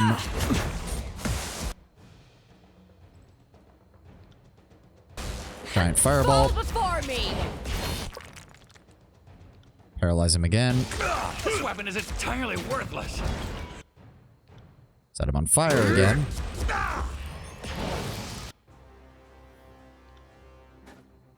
And Can't do that. pull back over here. Hit them both. Damn thing couldn't pierce cloth. God damn it, he fucking petrified me. I know I'm petrified, game. I would appreciate it if that would wear off now. Thank you. What the fuck is wrong with my weapon? Ow. There we go. Okay, Radix is down. Better say thank you, Verse. Get Lantry back up to full health. This is not a fight you can win. Attack, my soldiers! I mean, if you really believe that, I've already killed 2 of your inner circle, and now we have a guy named Merrick, who I don't even know who the fuck that is. I need to try a different weapon. There we go. And then we're gonna set... I said we're gonna set you on fire. Given how this game started, it makes sense that neither him nor Ash are willing to sort of feel it. Yeah. It is very possible to get Ash to kneel to you. Did it in your first playthrough. It's if you go hard disfavored, essentially you have a scene where he talks to you, angry and so on. You calmly tell him to surrender. He asks why and points out that you are outnumbered, and you essentially do an Azula and calmly point out that the disfavored's loyalty to you is greater than they are to him. And then he has the scene of looking around before realizing and willingly surrendering. Wow. That's honestly a little sad, given everything that we know about him. There we go. Set him on fire. Now freeze him. Now use the lightning. Damn thing couldn't pierce cloth. Now get myself some health back. And then we're gonna... I said we're gonna fireball. Right. Yep. Harsh words. I'm gonna hit him with the ice. Useless weapon. Then we're gonna hit him with the searing pump. Then we're gonna hit him with the grave light. I said we're gonna hit him with the grave light. I said we're gonna hit him with the grave... Game. Fucking cast the spell. What the hell? What is it? Spellcasting block. Oh. Shit. Yes, he silenced me for 10 seconds. Fuck you. Where's that magic ability that I got? There it is. Yeah, it's only got a 43-second cooldown. Damn thing couldn't pierce cloth. Oh, never mind. I've had far worse. Can we please kill this guy? Oh, the fuck is wrong with my weapon? Can I please cast spells now? I got it. Thank you. Bleed out, you little shit.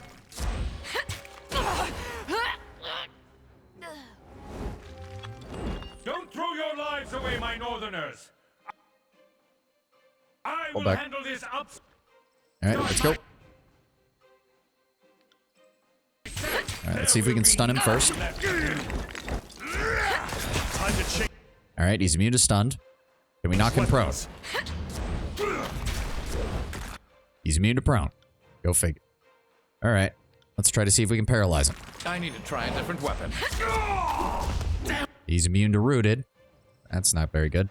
All right, time to just set him on fire then.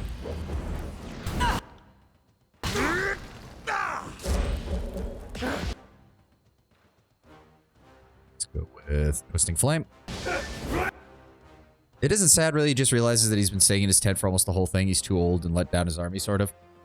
It's actually kind of positive in a weird way. Been a few years, so hard to fully communicate. Yeah, I'd have to see it. I mean, it does kind of sound still a little bit sad just because he really did think he was still that beloved general, only to realize that he's that out of touch with his men. I mean, to be fair, I would have really hoped that we could have found some way to convince. Also, okay, there we go. OBS was just looking a little weird. I had to click off and check to make sure everything was going well.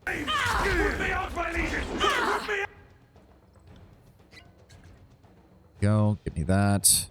I got it. Damn. Now we'll go with the ice. Lantry, can we get the damage boost, please? Please and thank you. On it. Nope, give me my health back. Fuck you. There will be no. Yeah, he actually has lines for being on fire. Yep, deal more damage, steal some more health. Cause more harm than this useless weapon. You're good, Barrick. Just keep taking the hits for me. God damn, Barrick. Don't worry, Barrick. I got you. It'll do. First word can cause more harm than this useless weapon. Lightning. Grab some more grave light. What the fuck is wrong with my weapon? Grab some more fire. Stricken, the Archon looks down on his blood-stained hands with disbelief, beads of sweat rolling from his brow and glistening at the corners of his eyes.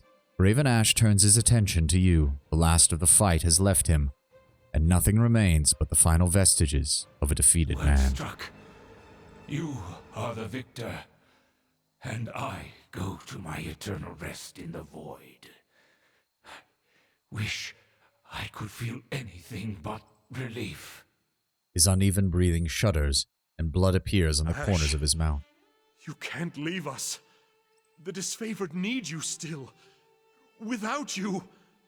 Barrick trails off, his words failing him. The Archon of War's face contorts into a rictus of anger. Bloody sputum leaps from his mouth as he opens it to shout, and then nothing. He stares into Barrick's twisted visage, and his own features soften. Peace, son of Barraconan. The North will remember me. All things come to an end, as your friend here is about to learn. Ash turns to A you. warning to you, Archon. Kairos marches on the tiers, and you army, a stronger army, advances on these untamed lands, seeking to return with your head on a pike. There is nothing you can do to stop it. Then I have no choice but to proclaim an edict upon the Empire. That is my only option. My homeland dragged into conflict, consumed by war. Do what you must. The great powers of this conquest are gone, and you are all that's left. Go, seek answers in your mountain spire, and try to remember why we came here. Would you hear my final testimony, Fatebinder? Before you bring ruin to my homeland and unravel the war we built together, would you hear me one last time? Say your piece, Archon of War. You are on a path to incredible power. A path that I walked long ago. There was strength, victory, triumph. Everything an Archon of War should expect from a life so accomplished. He takes a deep breath through his nose as he clings to the last of his life. There was also pain. Had I another century to describe it, I could not explain the punishing agony of my devotion. I mean, it kind of makes sense. Something tells me he does feel a modicum of pain every time he takes a blow for one of his soldiers, or is able to inculcate them from the damage that an attack does against them. So it wouldn't surprise me if part of the reason he's so distracted all the time is because he's literally feeling the pain of his soldiers. My soldiers grew to depend on me, and I gifted them my protection. But I also took their harm upon myself. I had the strength to endure for a time.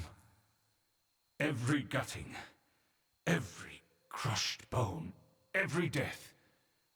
I took it all upon myself to spare my troops. You must be prepared to do the same. Your rise to power is no matter of personal glory. It touches all who trail in your wake. When you ascend, you won't be alone. Far from it. There will be others who look to you. You will be responsible for them in more ways than you can know. Take care with those who follow you. Depend on each other. But harden yourself to accept the burden of their love. Devotion can bite deeper than any spear. He looks at your assembled company with a mixture of sympathy and regret. I hope that you are prepared for what comes next. Because... He grits his teeth as a fresh wave of agony overcomes him. Because Kairos will not make it easy. His energy at last spent, the Archon releases all of his tension, and for an instant his face reflects deepest peace. Graven Ash, last of the great northern warlords, dies before your eyes. Archon! Archon! Damn you, General, get up! Get up! Beric balls his hands into fists and locks them at his side. Seeing that one fall is like watching a spire hit the ground. Shit, somehow I thought I'd enjoy it more. Verse frowns to herself We and shrugs. actually did it! We slew the Archon of War! I'll document later. Right now, I think I need a change of pants and a good cleansing vomit. Maybe give Beric some room too, Lantry. Don't celebrate just yet. After several attempts to write in a trembling hand, Lantry tosses his quill aside, letting out a long sigh as he paces in tight circles, shaking his arms with nervous energy.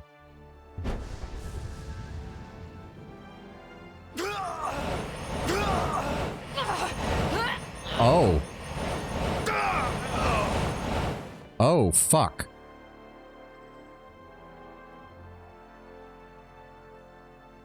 Well, shit.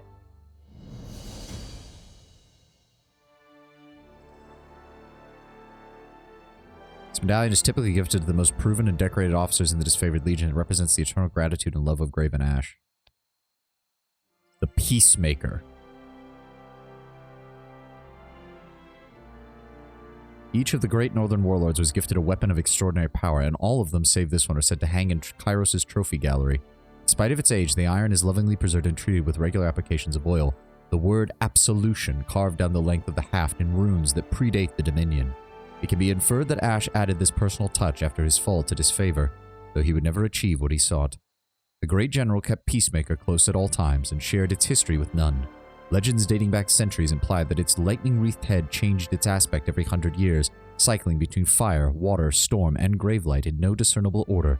Even the name, Peacemaker, is a topic of scrutiny. The name only became a matter of record after Ash surrendered to Kairos, implying that Ash made his peace when he laid the hammer at Kairos' feet. An Iron Marshal heirloom blade, Iron Guard gauntlets, Sigil of Stone, and Merrick's blackened spear. I have no idea. I still don't know who Merrick is. We never encountered him.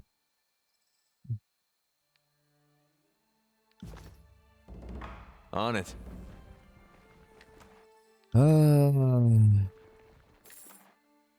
Literally his entire legion just, or at least most of it, just fucking fell over dead. Nice fucking going. Ah. Go ahead and boost his accuracy. Go ahead.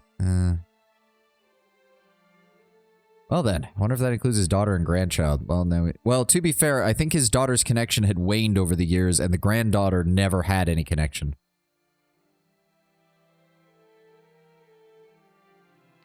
We'll go ahead and grab the debuff. As for Verse, weapon sets don't mind. Battle Mind doesn't really do me any good. I highly doubt we're going to get... I guess we can grab that. But... oh yeah, now we can loot everything. Thanks for that, game. Oh, I forgot to boost her attribute. That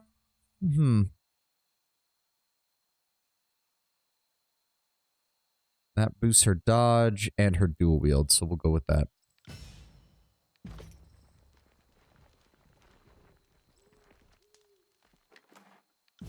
I think we might be able to, actually. You might be right, Lord Brownbear. Yeah. Barrack is no longer blessed by Gavin Ash's protection. With your Smith ally, may now be able to remove his armor. It also occurs to me, the only reason Barrack is still alive is because Ash formally renounced him from his protection. Otherwise, Barrack probably would have dropped dead along with the rest of the Legion. Oh, you know, that also implies something very horrible. It's very likely that Graven Ash his protection doesn't heal anybody. All it does is cause the wound to be taken onto him, and as an Archon, he can take it. The second he died, all of the wounds that he ever prevented from hitting another soldier returned to those soldiers, and that's why they fell over dead. Literally in an instant, every bone in their body shattered. Muscles tore, ligaments ripped open, internal organs quite literally just splotched out. Well, no, I came back because you said there was loot over here. There we go. The Final Scream, a single-handed masterwork mace. Scepter has been wielded by the voice of Narat, and by all accounts, he has never known a second owner. Who crafted such a monstrous weapon is a matter of speculation. It isn't beyond possibility the voices himself was responsible in some bygone era. Rumors circulate that the screaming mouth at the head contains the agonized howls of the Archon's family, who he tortured to death in the early years of Kairos' dominion as an act of fealty. The earliest mention of the Final Scream came from a chronicler who attended many of the public executions the voices hosted. After a prolonged interrogation session, the voices would finish his work by unveiling his scepter and bashing in the skull of his victim. Other accounts tell that when the Archon of Secrets rooted out treachery in the Empire, he would have Final Scream delivered as a gift, really a warning, to the household of the offender. Within a fortnight, he would pay the traitors a visit to retrieve his property, which often included the members of the family. Some have interpreted this behavior as an invitation of the guilty to flee and grant the voices the thrill of the hunt. The open eyes and mouth reveal the core of the Archon's signature flames, which yet smolder with some semblance of his fractured awareness. Yep, deals random damage on crit. At range. Oh, very nice. Also, the Gentle Touch. The voices of Narat's curved and serrated blade is an elegant in spite of its wicked appearance. Considerable effort has gone into the uniformity of each of the tooth-like notches, suggesting the devotion and intentionality of a true artist. All the same, merely holding the blade overwhelms you with the reality that this instrument has caused suffering on an unimaginable scale. The sword's name would suggest mercy and restraint, but it would be mercy to strike a victim down at once, and restraint would only prolong suffering at the tip of the blade. Better to deliver death quickly than with a gentle touch. Verse, I don't suppose you want to go dual-wielding the Voices of Nerat's weaponry. They're not even that good, unfortunately. Why is that in my inventory? Take that away, please. Alright, now we can leave.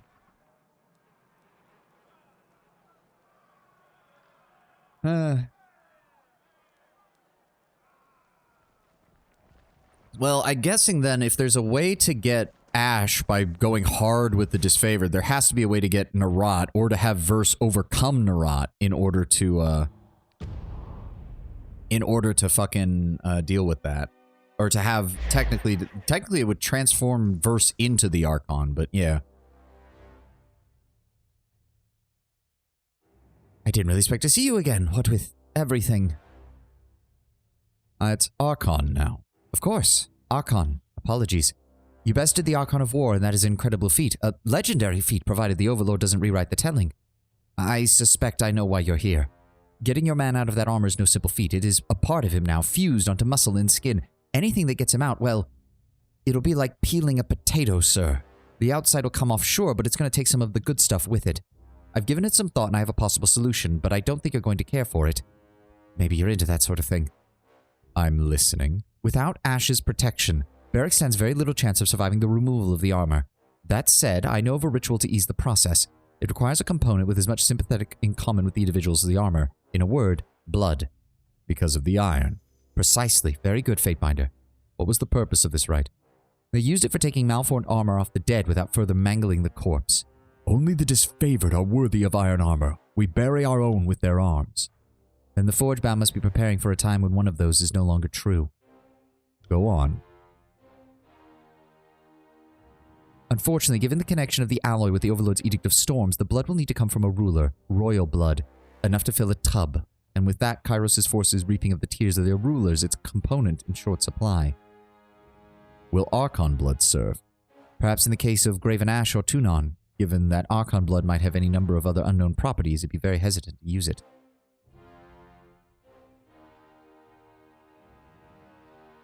Yeah, a bit too late for that. We're not using the baby from Stalwart. Jesus fucking Christ, game. And I don't even remember who these people are. 100 Blood's name suggests blood despair. Is that a beastman's name? How do you think that would suffice? What of the statue of Queen Lycarius at Edgering? How many gallons of her blood does she cry in a day? That's not a bad idea. Would it work? I'm familiar with the statues. The sages wanted to pry into it, but the Vendrian Guard wouldn't let them anywhere near, save for those who fought in their ranks. Is it the bloody tears of a dead queen? A portent of the blood to be spilled in defense of Apex? In probably mineral-rich water? Given that the waters turned red when Kairos' forces invaded, there's got to be a metaphysical, if tenuous tie to the Overlord. It could work. If you can haul a barrel of that stuff here, I should be able to release Beric from his cage. Probably.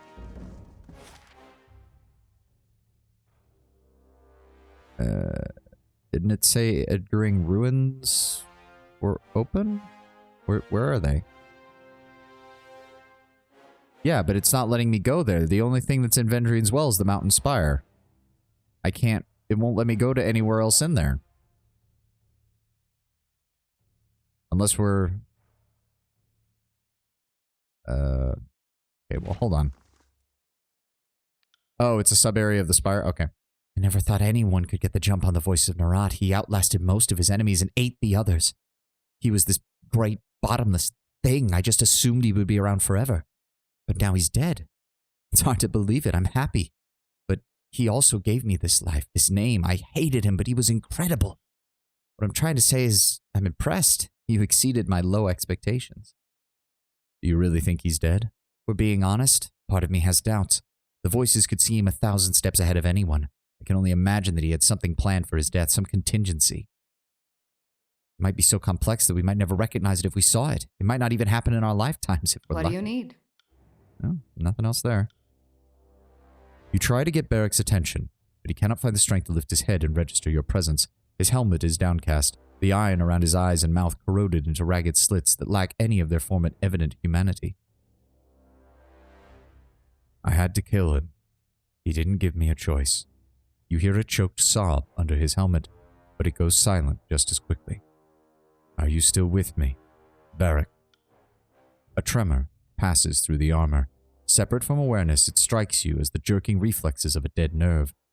Part of you can't even tell if Barrack is awake under his rusted shell, much less alive. Before you step away, Verse touches your arm and looks at Barrack with concern. His Archon is dead. Worse, Graven Ash renounced him as one of his soldiers before he died. I don't think he's handling it very well. She nods, her hand straying to the hilt of her blade at her side for comfort. Verse looks away, finding it difficult to look at Barrack's depleted Pull it form. together, big guy. I know you're strong enough to make it through this. She quickly draws her arm across her nose and shakes her head with sorrow. In spite of his infirmity, you can tell that there is still strength left in his limbs. He may even mumble a choice word at times, but they will be nothing more than the echoes of a lost man. Ah, you're right. It is a subzone there. Oh. As you pick your way across the rocky wilderness, you find what you first take to be a bundle of cloth. Brief inspection reveals it to be a dry, discarded scales of a serpent. You realize the reptile must be twice your height and as thick as a gatepost. Ooh, a serpent of this size may be worth the effort. Let Verse hunt it. Yeah, you've done it before. We've had that event before, I remember it now. Yeah, Barrack is one depressed boy. I can only hope that getting him out of his armor helps at least a little bit. Oh, hey! Welcome back to the start of the game. Oh. Another For fuck's sake, you've got to be kidding me.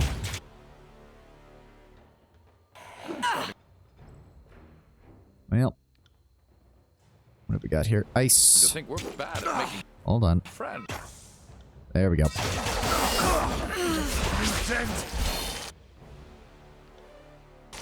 Pity you won't enjoy this as much as I do. On it. Everything went to shit, I'm guessing. Yep, abandoned. Bereft of the rows of weapons that graced it when you first came to the well. This is a great way to... Oh, how did everything end up in your inventory? Fucking hell. There we go. I can only imagine as the war went on, or as the war started, this whole place, given it was one of the few places where both of the sides were camped, just went to absolute shit. Didn't realize there would be a whole bunch of Bane, though. Holy fuck. Oh, that's still... Okay, we'll go with this one. Oh, for the love of fuck. Pity you won't enjoy this as much as I do.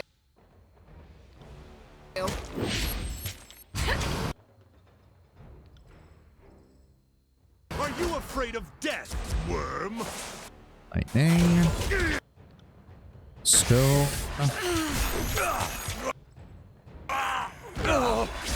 Oh, for the love of God. Can we please kill this thing?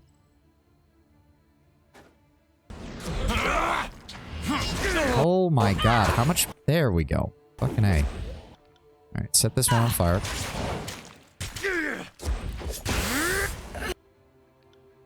And I'll use lightning against you. Right. Okay, is there a reason you guys' AI just keeps turning off? Please help. There we go. Paralyze him. Set him on fire. Your skeleton out by your ass.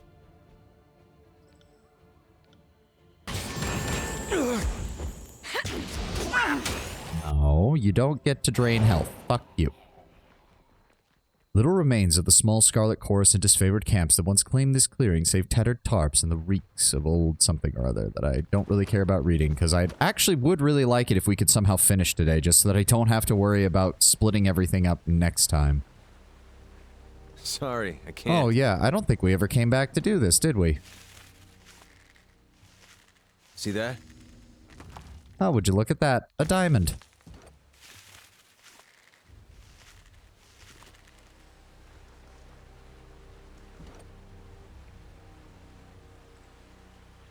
Okay, first, I saw Barrick toss, and I thought we were literally pushing Barrick over the edge for some fucking reason. I was like, why the fuck? Oh, no. We're just going to make a running leap. We've got the athletics for it. Jesus Christ, game. You scared me there for a second. It's like, no. I mean, I know he's depressed, but we're trying to help him right now. Why the fuck would we push him off the cliff? Fucking hell, game. I guess we may as well see if there's anything else.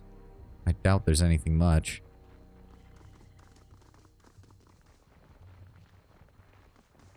Can't do that. Yep, that's where we Sorry, started the can't. game. There it is. Oh, there's something down here. I'm down.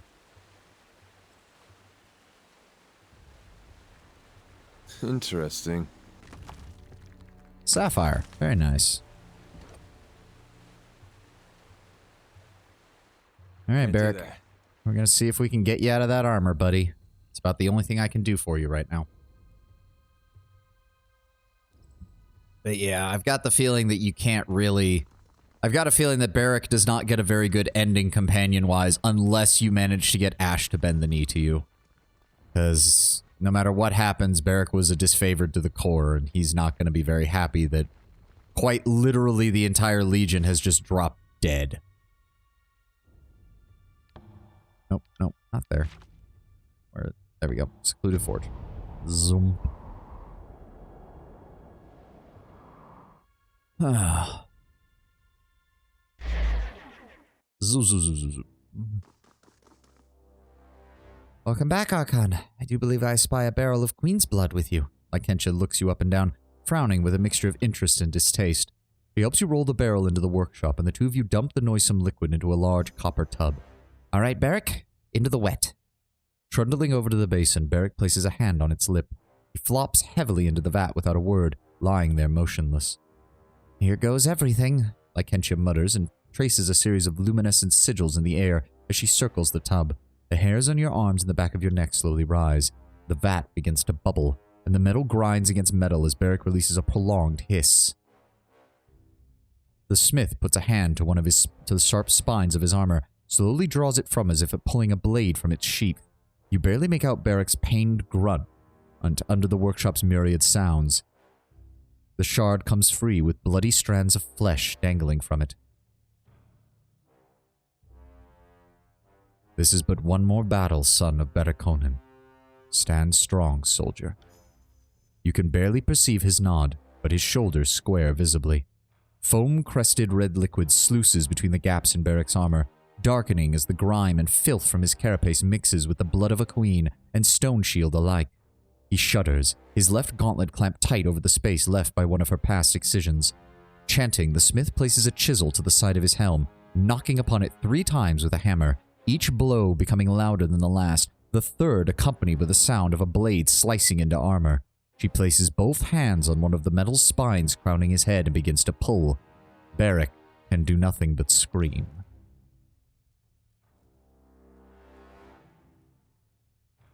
Holy shit, it worked. The procedure finally reaches its conclusion, and Lykentia slups against the wall, hair tangled, sweat soaked, hands and face red with gore. She releases a long, shuddering sigh as the energy in the room finally dissipates. Clad only in his small clothes and with a thick patina of blood and grime, Barrick stands before you. Heavy ropes of matted hair hang before his broken face, and long, twisting scars mar his limbs and torso.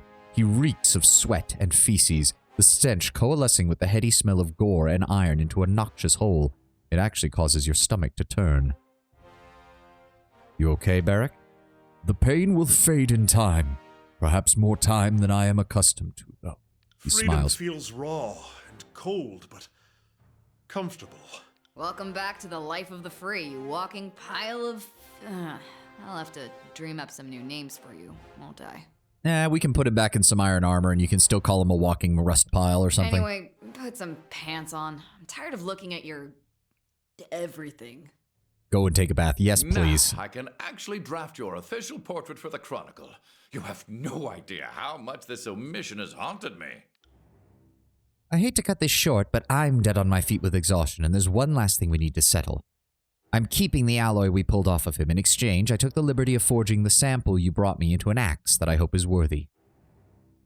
She pulls a long-hafted, bearded axe from the wall and proffers it to you. Its head glimmers in the wan light of the forge. Thank you, Lykentia, for everything. It is my honor, Archon. She places the axe into your hands. It bristles with energy, a spark leaping from its blade. I'd wish you safe journeys if I thought it would do any good, so try to stay alive out there. Right. Well, holy shit. Oh, God. We might need to take him to a barber at some point as well. Holy crap, Barrick. Oh, shit. I'm gonna have to actually... Well, that's some iron armor, so we can throw that on him. There we go. Bronze bracers. No. Iron bracers. And we need some boots for him. We also need a helmet. There we go. Iron Walker boots. There you go, Barrick. It's not much, but it's better than nothing, my friend. It's better than nothing.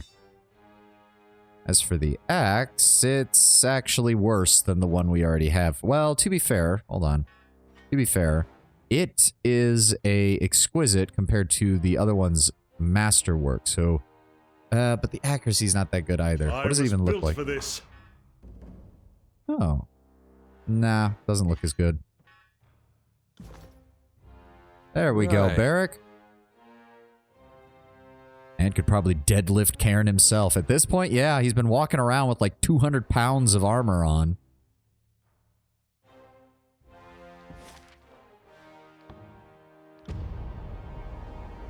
Why does it... Oh, whatever. The road crosses a small river at a tall arched bridge. Turquoise water cascades down a three-tiered fall, driving a musty smell of algae into the air. Almost forgotten what good smells like, Verse mutters, eyeing Barrick. She sidles closer to you. Hey, Binder, you know what would be a real service to the Overlord? Let's get the rust bucket over there to take a fucking bath already. She pinches the bridge of her nose. It has been literal years since his last. The cool, crisp scent contrasts sharply with the sour stench of filth emanating from your disfavored companion. You're not even sure when Barrick last bathed, but you doubt that it was at all recent. Subtly suggests that Barrick should bathe. You call a brief respite at the water's edge and make your way to Barrick as he fills the water skins. Drawing on your years of experience in court, you craft an artful phrase as a gentle reminder that the disfavored take the maintenance of their kit extremely seriously, and that the most important piece of disfavored equipment is their own body. The stone shield initially expresses confusion to your meaning, but then his face flushes as he stammers an apology. Forgive me, Fatebinder. I'd spent so much... I was encased in, locked away. I'd gotten used to... He shakes his head. I shall rectify this issue immediately. He then takes off in search of an isolated curve of current, and when he returns, it's without the heady stench that has accompanied him through these last few months. Joyful. Oh, wait, did it actually... Hold on, did that just change his portrait there too? Hold on. Pull that back up. I saw that down there in the corner. Holy shit, it did.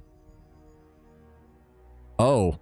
I'm going to guess that there were many female players of this game who suddenly saw the full version of Barrick and were suddenly very happy that they had chosen to get him out of that armor.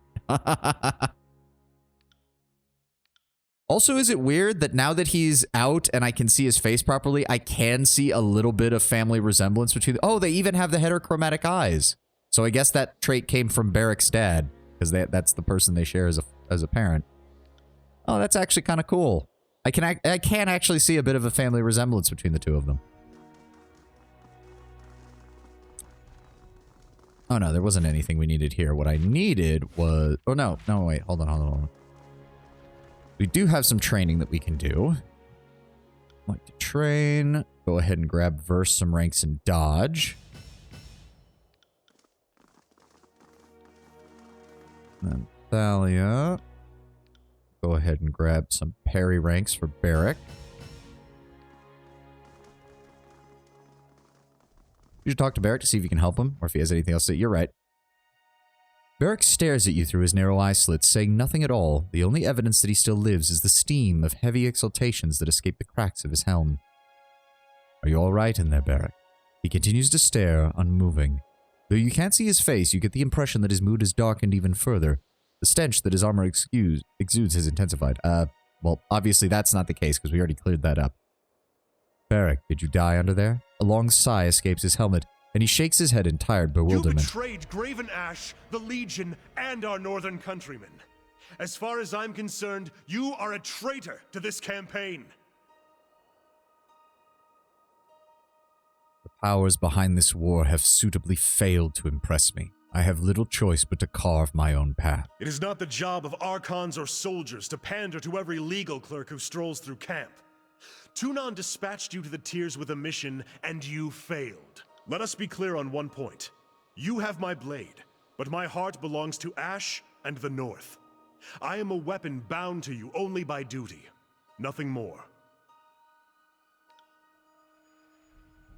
Fine. My Lord Binder, what can I do for you? I mean, I figured with Graven Ash dead, there was no way we were getting Barrack's best ending. Like, I just kind of already accepted that that was going to be the case.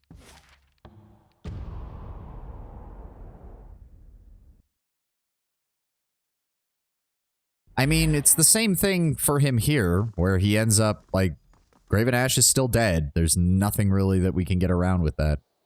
Go ahead and give me some more lore ranks. Thank you very kindly. Give me more lore ranks. Thank you very kindly. Never say no to more lore. So I do believe... Okay, Barrack wants to talk at the Mountain Spire, and we have to go to the Mountain Spire for the Edict.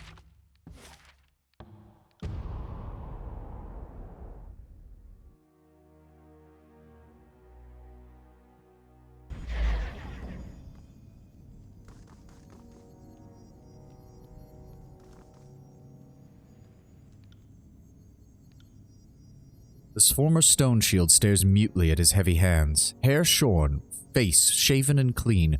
You make out the tracery of scars that crisscross his skin. Fate but... Archon? Crosses his arms over his chest and frowns slightly, the gesture apparently unfamiliar in the absence of his former carapace. Are you feeling any better, Barrack? Yes. The pain has faded significantly. The memory of it, however... I suspect that shall remain with me until I draw my last breath. The great general is dead. The disfavored broken. Everything I have valued in my life lost. And in return, what has the world gained? A stone shield who can choose to lay down his armor? And you, with your half-truths and shadow dealings. Do I accept them as tools of the court? Merely a result of your training? Or do they mark an unredeemable lack of character? Give it a try. Redeem me. Me? I suppose if you truly desire my guidance, I can try to teach you what I know of honor, as I was taught by General Ash, and my father before him. I would appreciate that, Barrack. And I appreciate your efforts. He smiles weakly. Yeah. I suppose we can play off the conversation as him just being, like, very distraught in the moment. It still kind of makes sense. Like, that was... You get him out of the armor, he finally has no choice but to confront everything, and then it takes him a little while to actually come to the realization of, no, you had a point. I don't like it. There's still things about it I don't like, but I don't feel that you're an evil bastard just because you did it. Alright. The waves of energy radiating from the spire draw you forward, pressing your body and mind to its eager embrace. At the center of this tide, the resonator stands ready to broadcast your voice, echoing your commandments to the farthest reaches of the tiers and beyond. From here, the highest point of the peninsula, you could, with the sum total of your effort, project your will far north, past the edge of the tiers, proclaim your edict as far as the lands of the Northern Empire.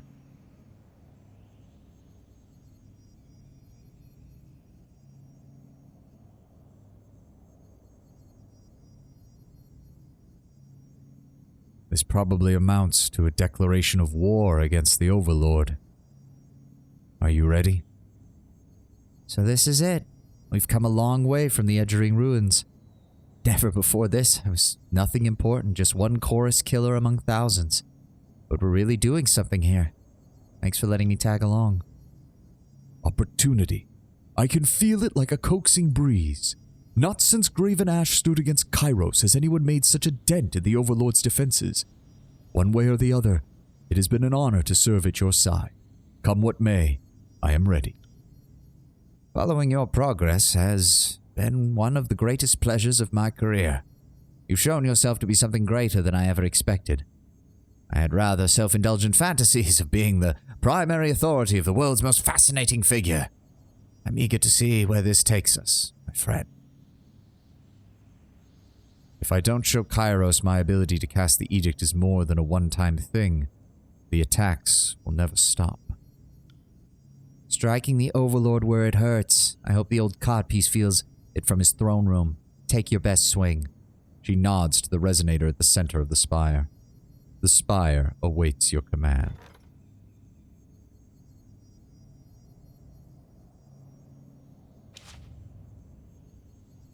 I mean, that's the bastard tier, but yeah, I get what it's saying. It's the Northern Empire.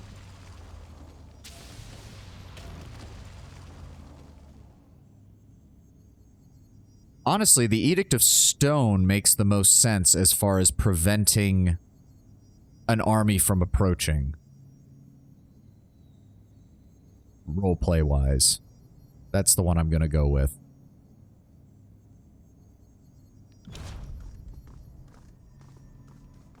I'm surprised we never went back to the Vellum Citadel. But I guess maybe that's something you only do if you go with the Scarlet Chorus, or if you go the Anarchy route. I'm not sure. Or the Soul Power route, I guess would be a better way of putting it.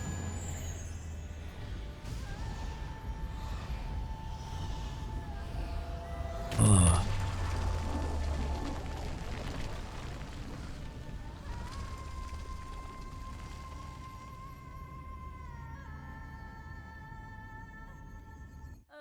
The Tears have been conquered, unified at last under a single banner.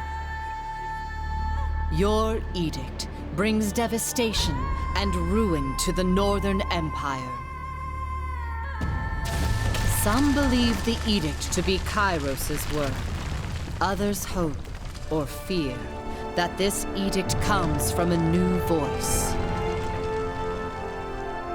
Kairos' forces withdraw from their march upon the Tears, as they are sent into disarray by your edict. With none left in the Tears to challenge your claim, you fortify your grasp on the war-torn realm. The Overlord's conquest of the known world has come to a halt, and the whisper of a challenger to Kairos' power slowly spreads throughout the land.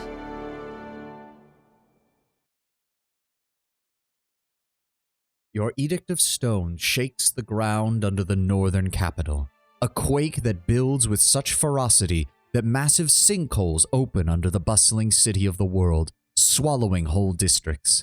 As citizens flee in terror, mages attempt to help but find their arcane powers dampened to the point of uselessness. Even as they cleave to falling structures or run from widening fissures, all wonder why Kairos offers no deliverance. As the chaos breaks the northern kingdom, the armies marching upon the Tears receive an unprecedented order. They were to fall back to the capital to ensure the safety of its people from the edict.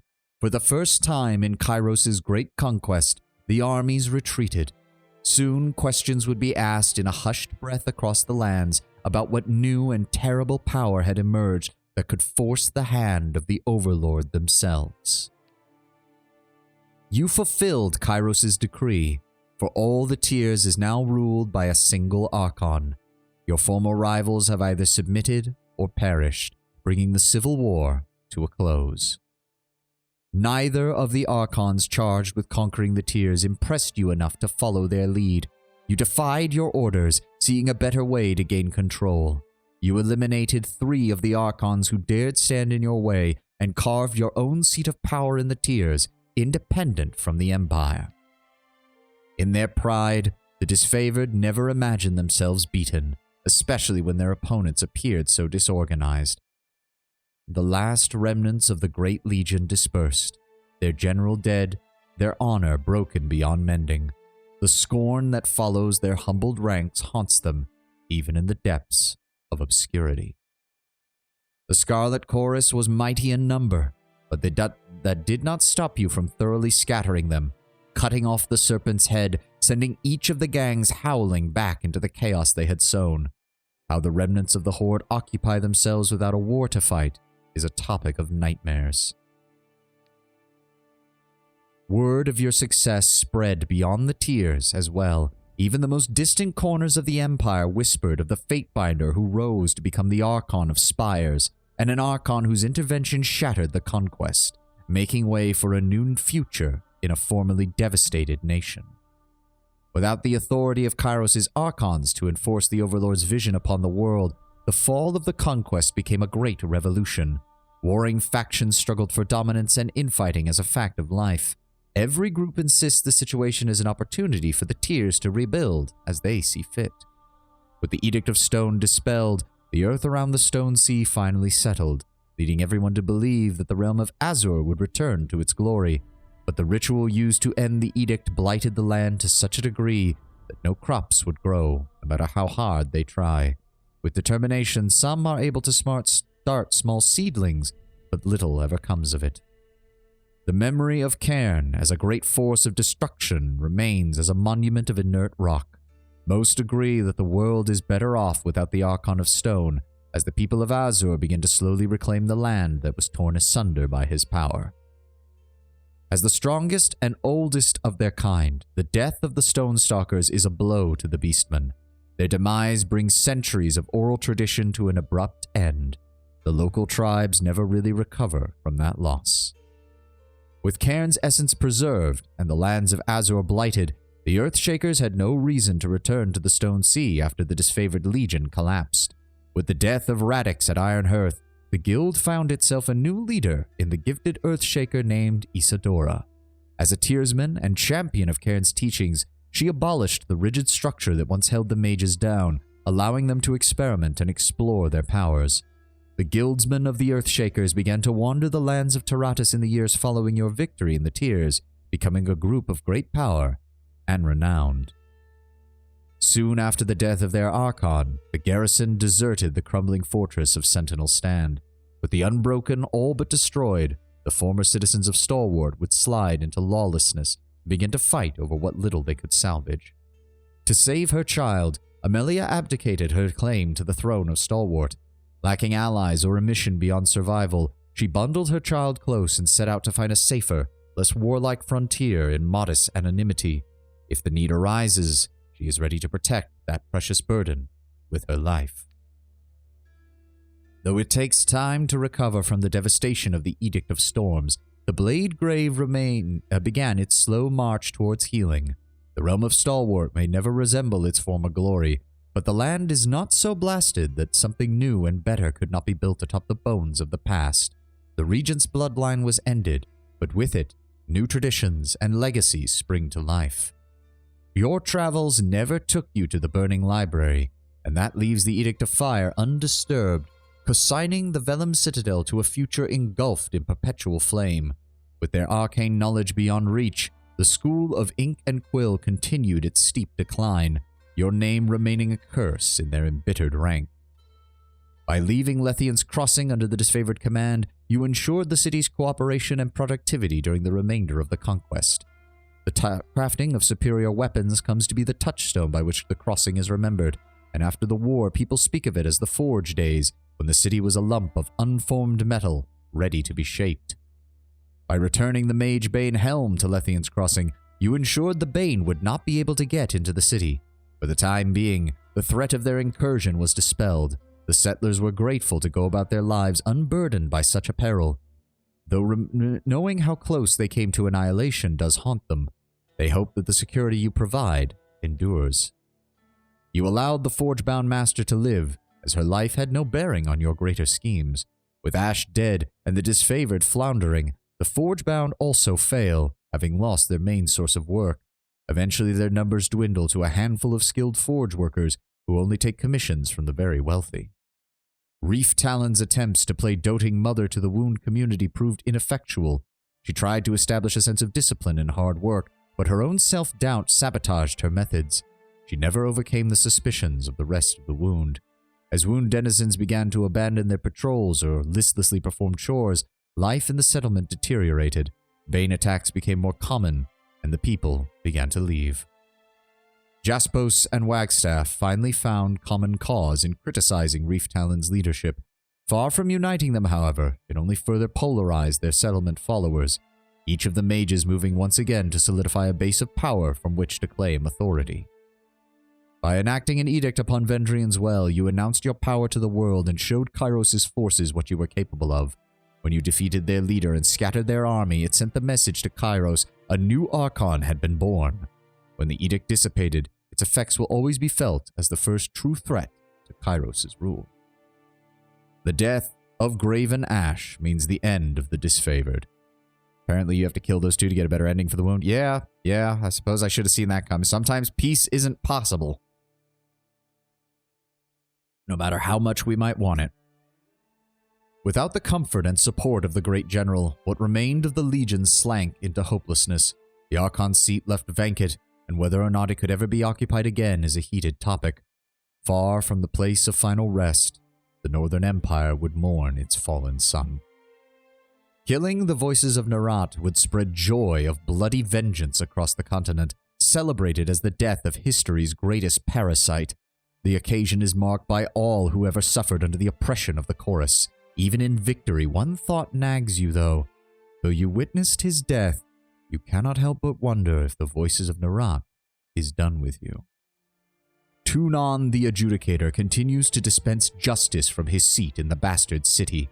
He follows the laws you craft to the letter, advising on any of the meticulous changes you lack the time or the patience to draft. Without his aid, the task of keeping order in the tiers would be nigh impossible.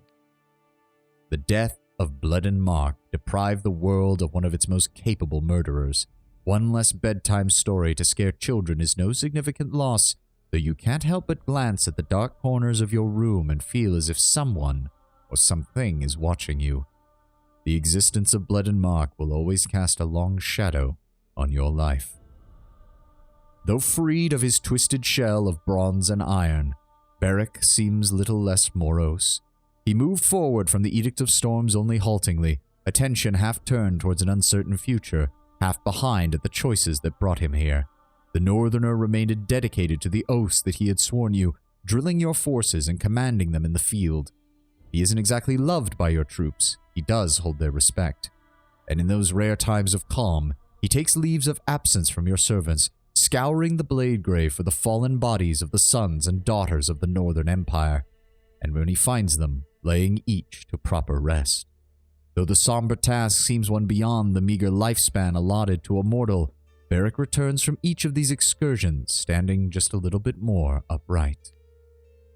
In the absence of the voices of Nerat and the need to avenge her fallen sisters, Verse discovers something akin to contentment.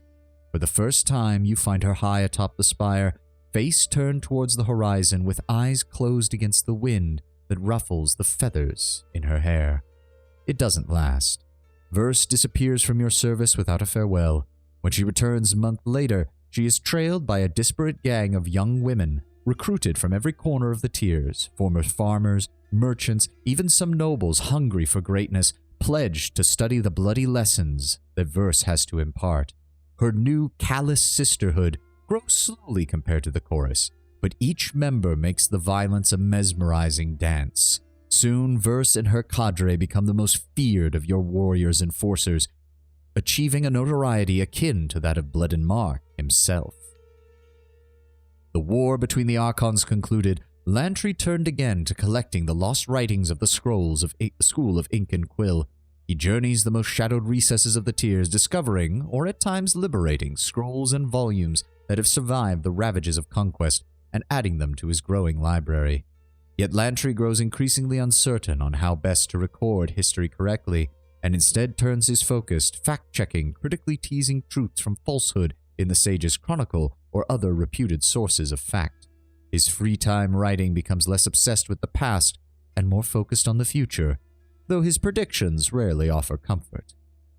Ebb remained in your service. Whether she seeks out promising recruits among your supporters, and after recognizing obvious talent, she takes on a small team of apprentices in a new school of would-be tidecasters.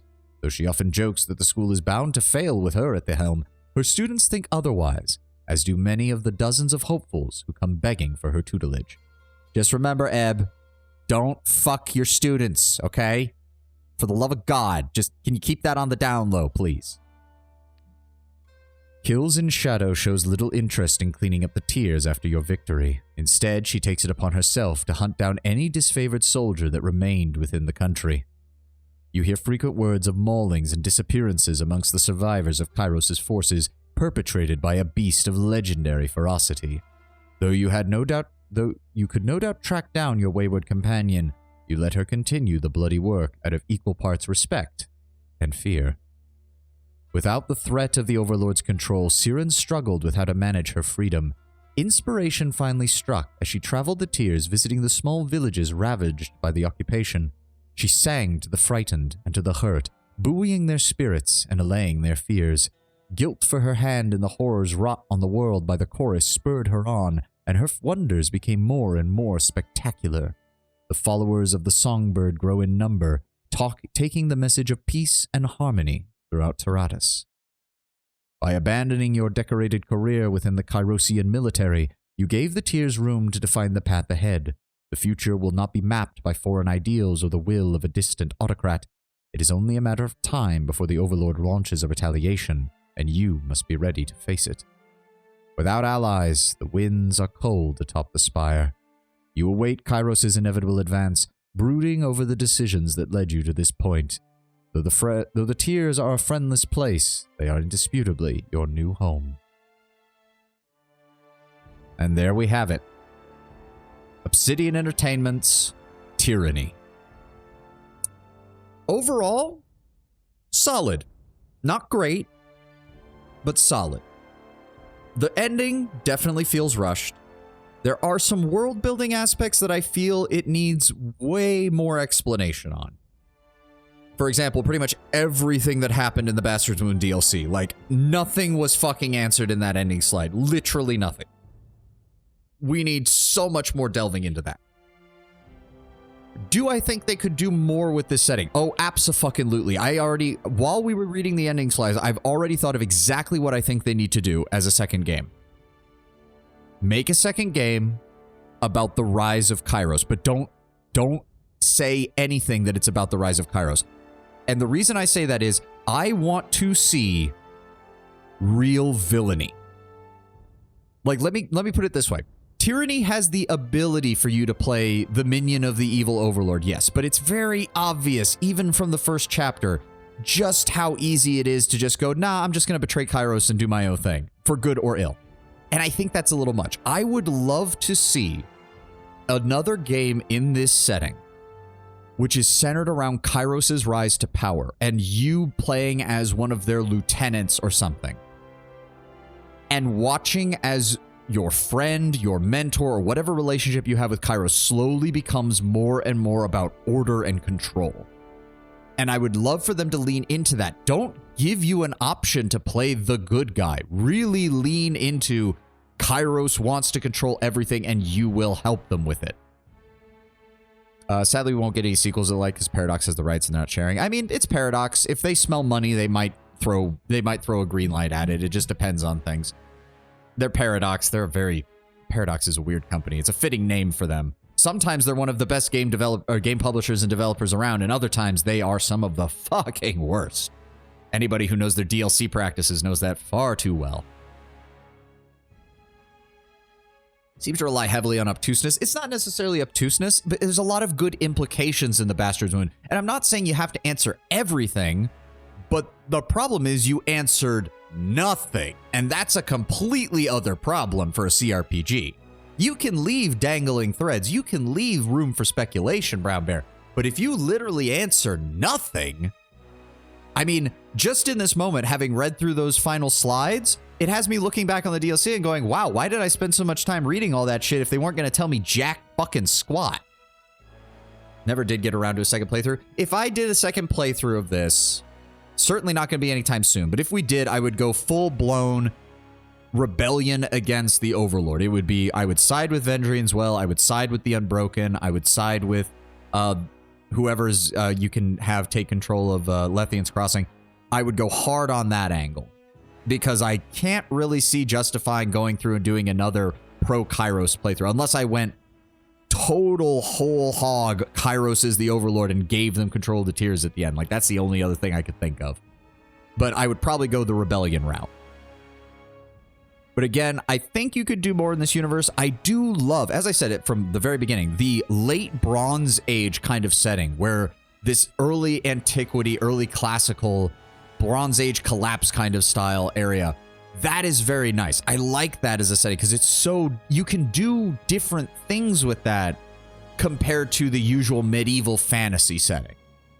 And I think it's good on Obsidian that you kind of have these two extremes. You have Pillars of Eternity, which is on the cusp of the pre-modern era with firearms and industry. And then on the other side of the spectrum, you have Tyranny, which is on the very edge of the Bronze Age collapse and early antiquity.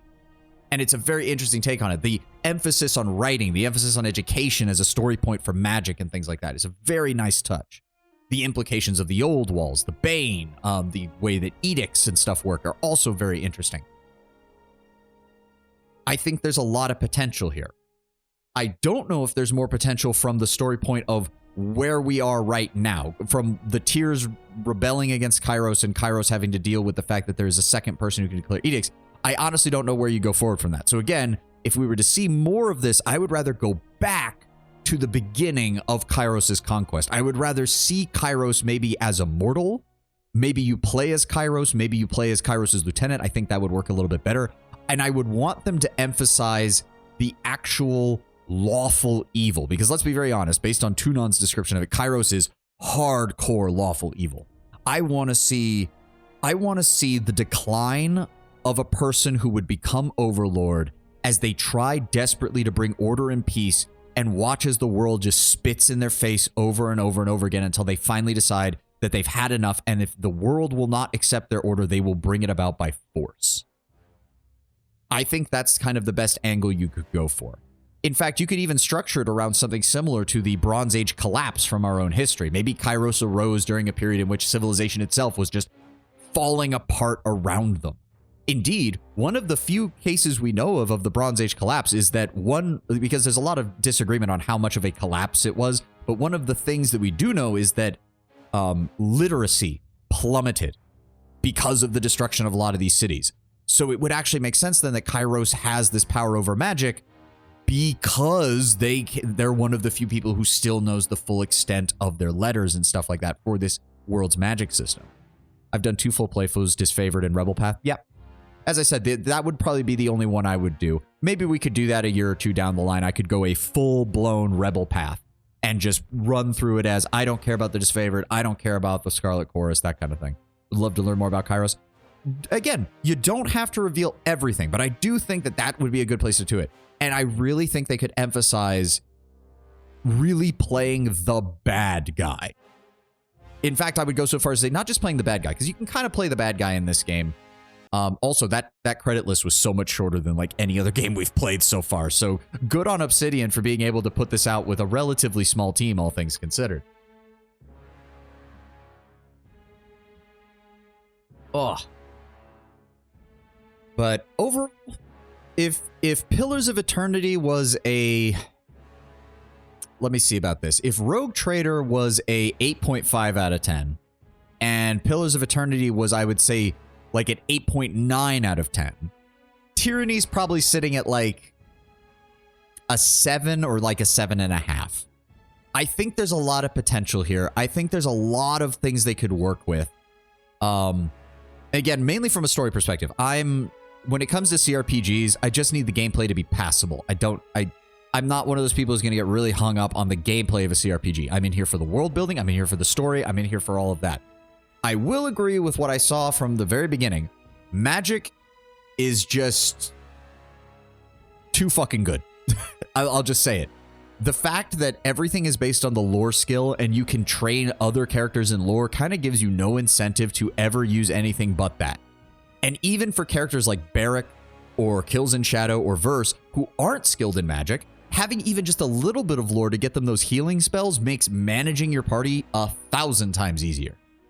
Now, on a gameplay perspective as well, though, the AI was honestly pretty solid. I never felt like I really had to micromanage a lot of things on the normal difficulty. I could if I wanted to, but I didn't feel the need to constantly pause the combat every fucking second in order to issue new commands.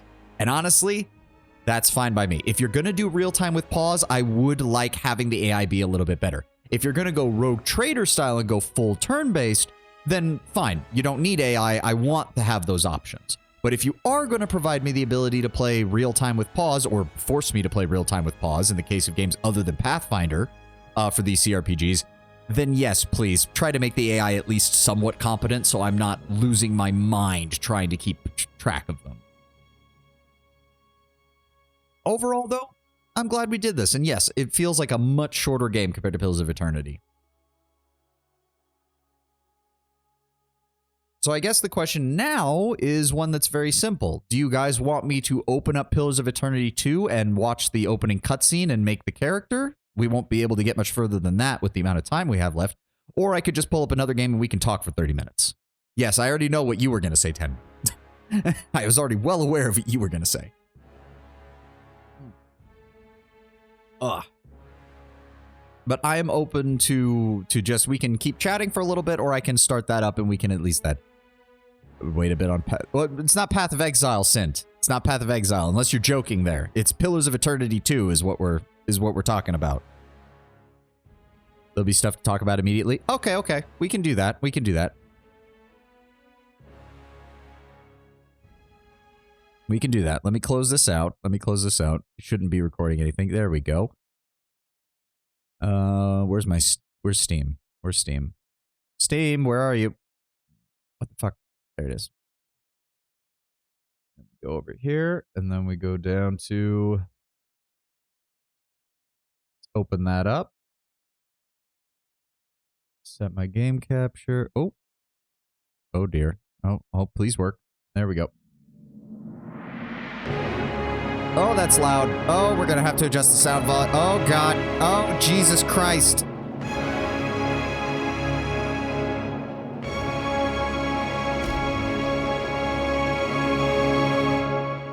Ow.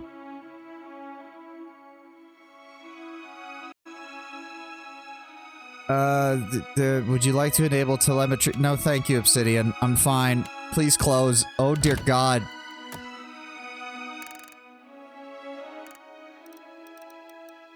Okay.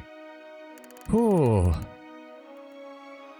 sea shanties will play while you're sailing. When off, exploration music will be a single track of music that doesn't change while stealthing when conversation represents a full piece of music as intended. Turning on this option changes how any given piece of exploration music behaves during stealth, non-stealth, and conversations. Yeah, I'm fine with reactive. Oh boy. Oh. I don't know what that means. Interface, we'll keep that the same. Camera, smart edge scrolling, scroll speed. Go ahead and increase that because I remember we needed more of that. Kill cam, interesting. Combat event will trigger a kill cam shot. Enemy gibbed. I guess. Center on party members, center on enemy. Okay. Sound is good. Graphics, windowed. Thank you. Graphics quality high. Let's go ahead and just update that, please. Fine. Auto pause. No. We'll control the pause. Discretionary ligatures will be used on appropriate characters and text. I don't even know what that means. Friendly characters will continue moving when engaged by an enemy. Ooh, shows when a response relates to a decision made in Pillars of Eternity 1. Yes, please. Set auto pause on traps. Oh, you're right. Pause when enemy spotted, stop party movement, and trap detected and stop party movement. Pause also when hidden object found. Yes, please. Okay, Tenwin, do I have to do anything for, how do I put my save in this so that it reads, is there a way to import the save or do I have to do something?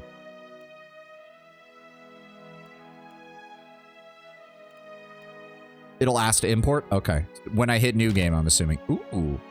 Real time with pause. I'm fine with that. I'm fine with that. We'll go with classic. We don't need any of that on. Wait, go back? What? Baseline, it's automatic, but you can make save files via the option menu. I'm assuming it's this thing. Create new history. Oh.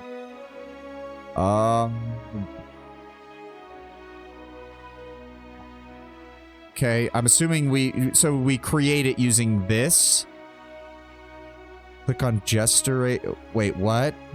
Whoa. What are you talking about?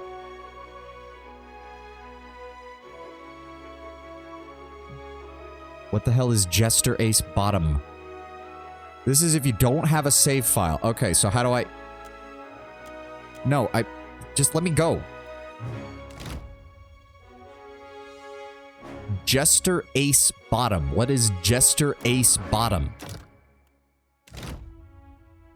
At the bottom of the main menu, there's a Jester's face.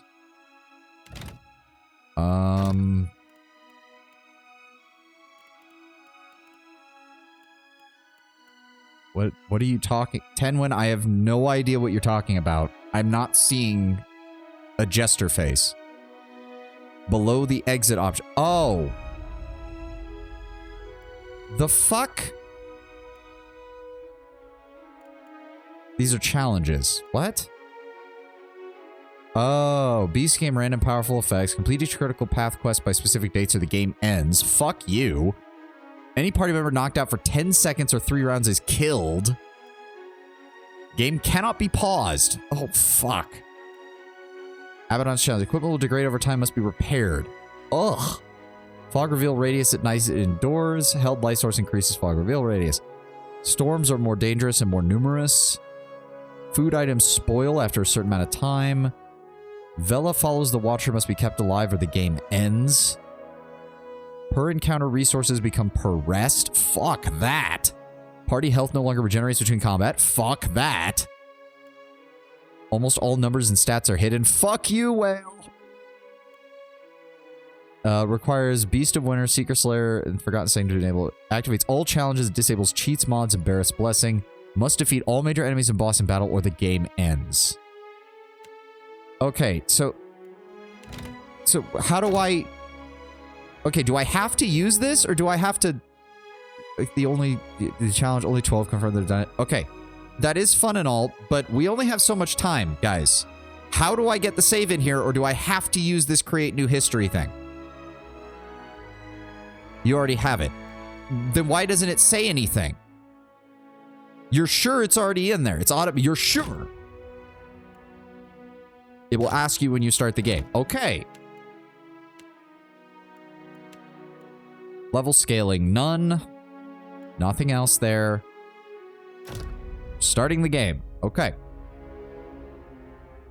I know Tenwin wanted me to react to the opening cutscene especially.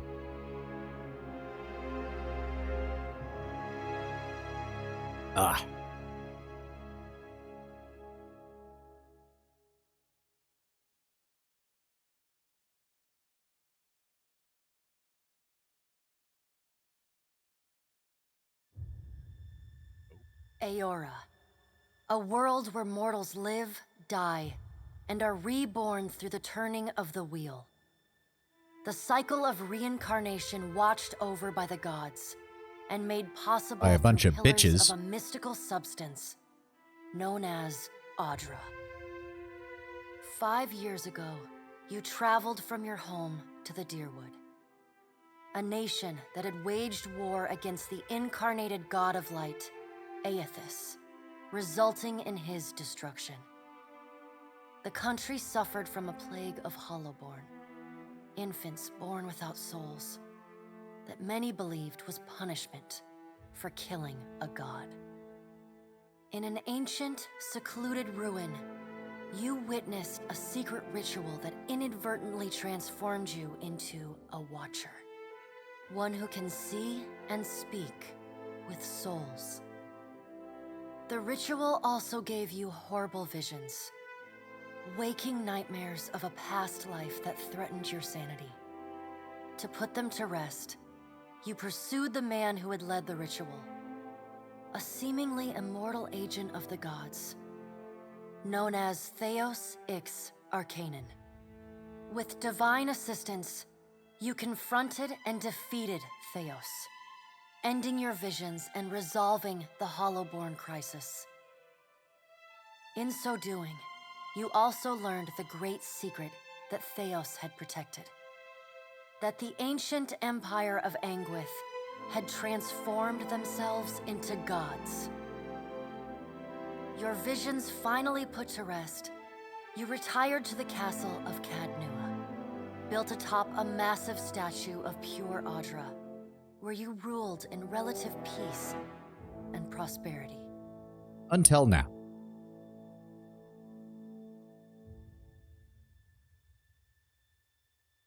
Something is about to go horribly wrong, isn't it?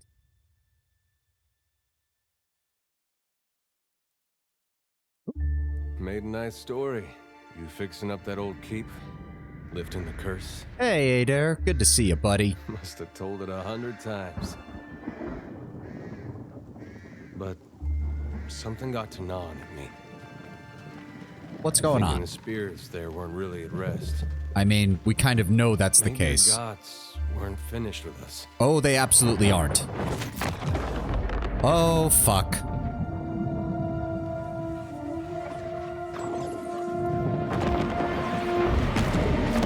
Oh. I used to dream that when my God came back, he would forgive us.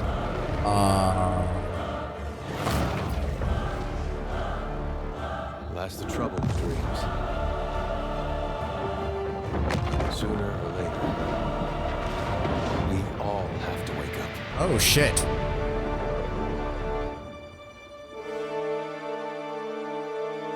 I'm beginning to think we should have broken that statue.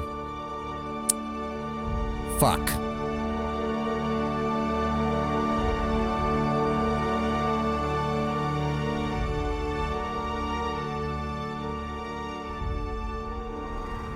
Greg was out on the hunt. I mean, awake to a sleepless world, the in-between of life and death. Follow your memories. You have been here before.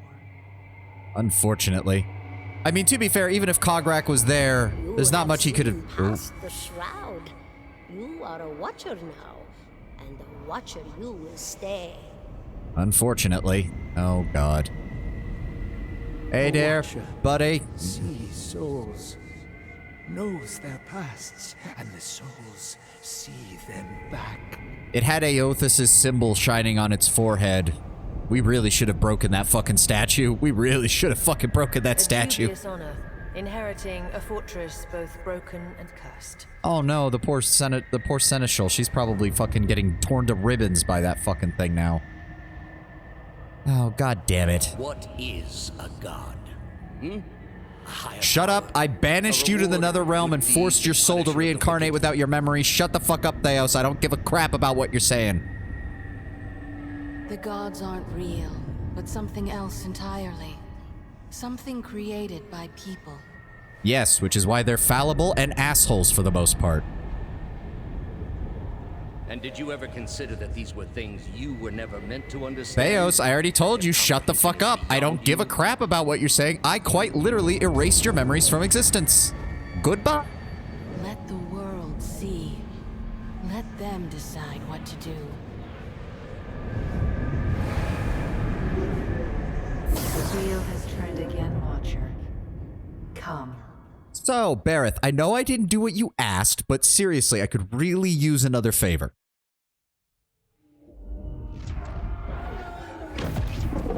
Oh dear. An aged dwarf shares this strange floating platform with you. His face is creased by so many wrinkles that his features lie buried amid shadowy pockets of skin. Still, the dwarf's well-practiced habits have left telltale tracks of a welcoming rictus across his visage. Oh god, this game actually has a narrator. What the fuck am I supposed to do for 90% of it then? Shit! You can see his smile coming before it blooms, reshaping the dwarf's face from a hanging sack of flesh into something resembling an oddly carved Mary Gourd, replete with unhealthy bumps and discolored splotches.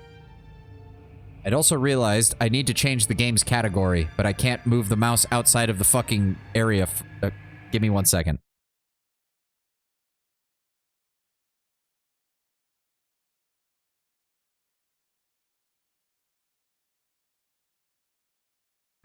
There we go. Solid 98% of the lines are voiced. Well, shit, what the fuck am I supposed to do for this, Tenwin? My entire thing for every game we've played is me providing narration. What have you done? I don't know how to handle all of this without them being able to talk. I also means I can't do any funny voices. You've ruined me. You've ruined me, Tenwin. What the hell? All right, fine. We'll do this on our own. That just means I have to provide more lines for my character and ad-lib more. Hence why I was telling Theos to fuck off. You got anything for me, Mr. Dwarf? The dwarf's face tighten into a smile as he gives you a courteous nod. So, Berith, Pale Knight, how's it going? So yeah, I didn't return those souls. I went with Hylea's plan, but I also didn't follow a lot of other really worse plans that were offered by some of your fellow gods, so... Please. Alright, fine, I'll sit. Hi, Mom. Thank you for joining us, Watcher of Cadnua. I think like 8 million or something, not that much. Is clad in time-worn black armor that seems too massive for her to move in. A pale, slender neck rises from the gorget, topped by a hollow face. The milky skin stretched across it is delicate and translucent, like parchment that has been scraped clean too many times. Now, I don't want you to forget that the last time we met, I dealt with those two immortal asshats in fucking Twin Elms, so I hope that definitely counts in my favor. She's preoccupied with the arrangement of cards on the table between you. With each movement, her armor squeaks and groans as though bearing an incredible weight. She places a final card, gives a nod of satisfaction, and raises her eyes to meet yours. Your brush with the divine has drained you of your powers, fractured your memories. Look upon these cards. They represent the courses of your life. You alone know best how they flowed. Arrange them to fit what you remember. Your brush with the divine has drained you of your powers. Is that what they call it when Aothas steps on you with a giant with a giant statue of living fucking Adra? Ugh. Benevolent soul, that's nice. Oh god. You did everything wrong. You pledged to do the bidding of every god and scattered the souls of the Hollowborn to random. You got every companion killed. You got the worst outcome for every quest. If there's a mistake you could have made while resolving the crisis, you made it.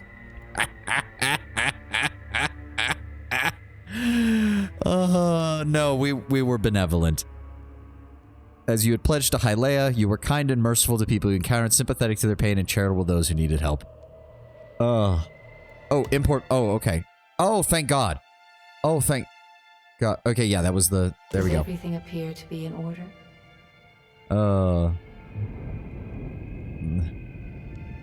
Yes. Good.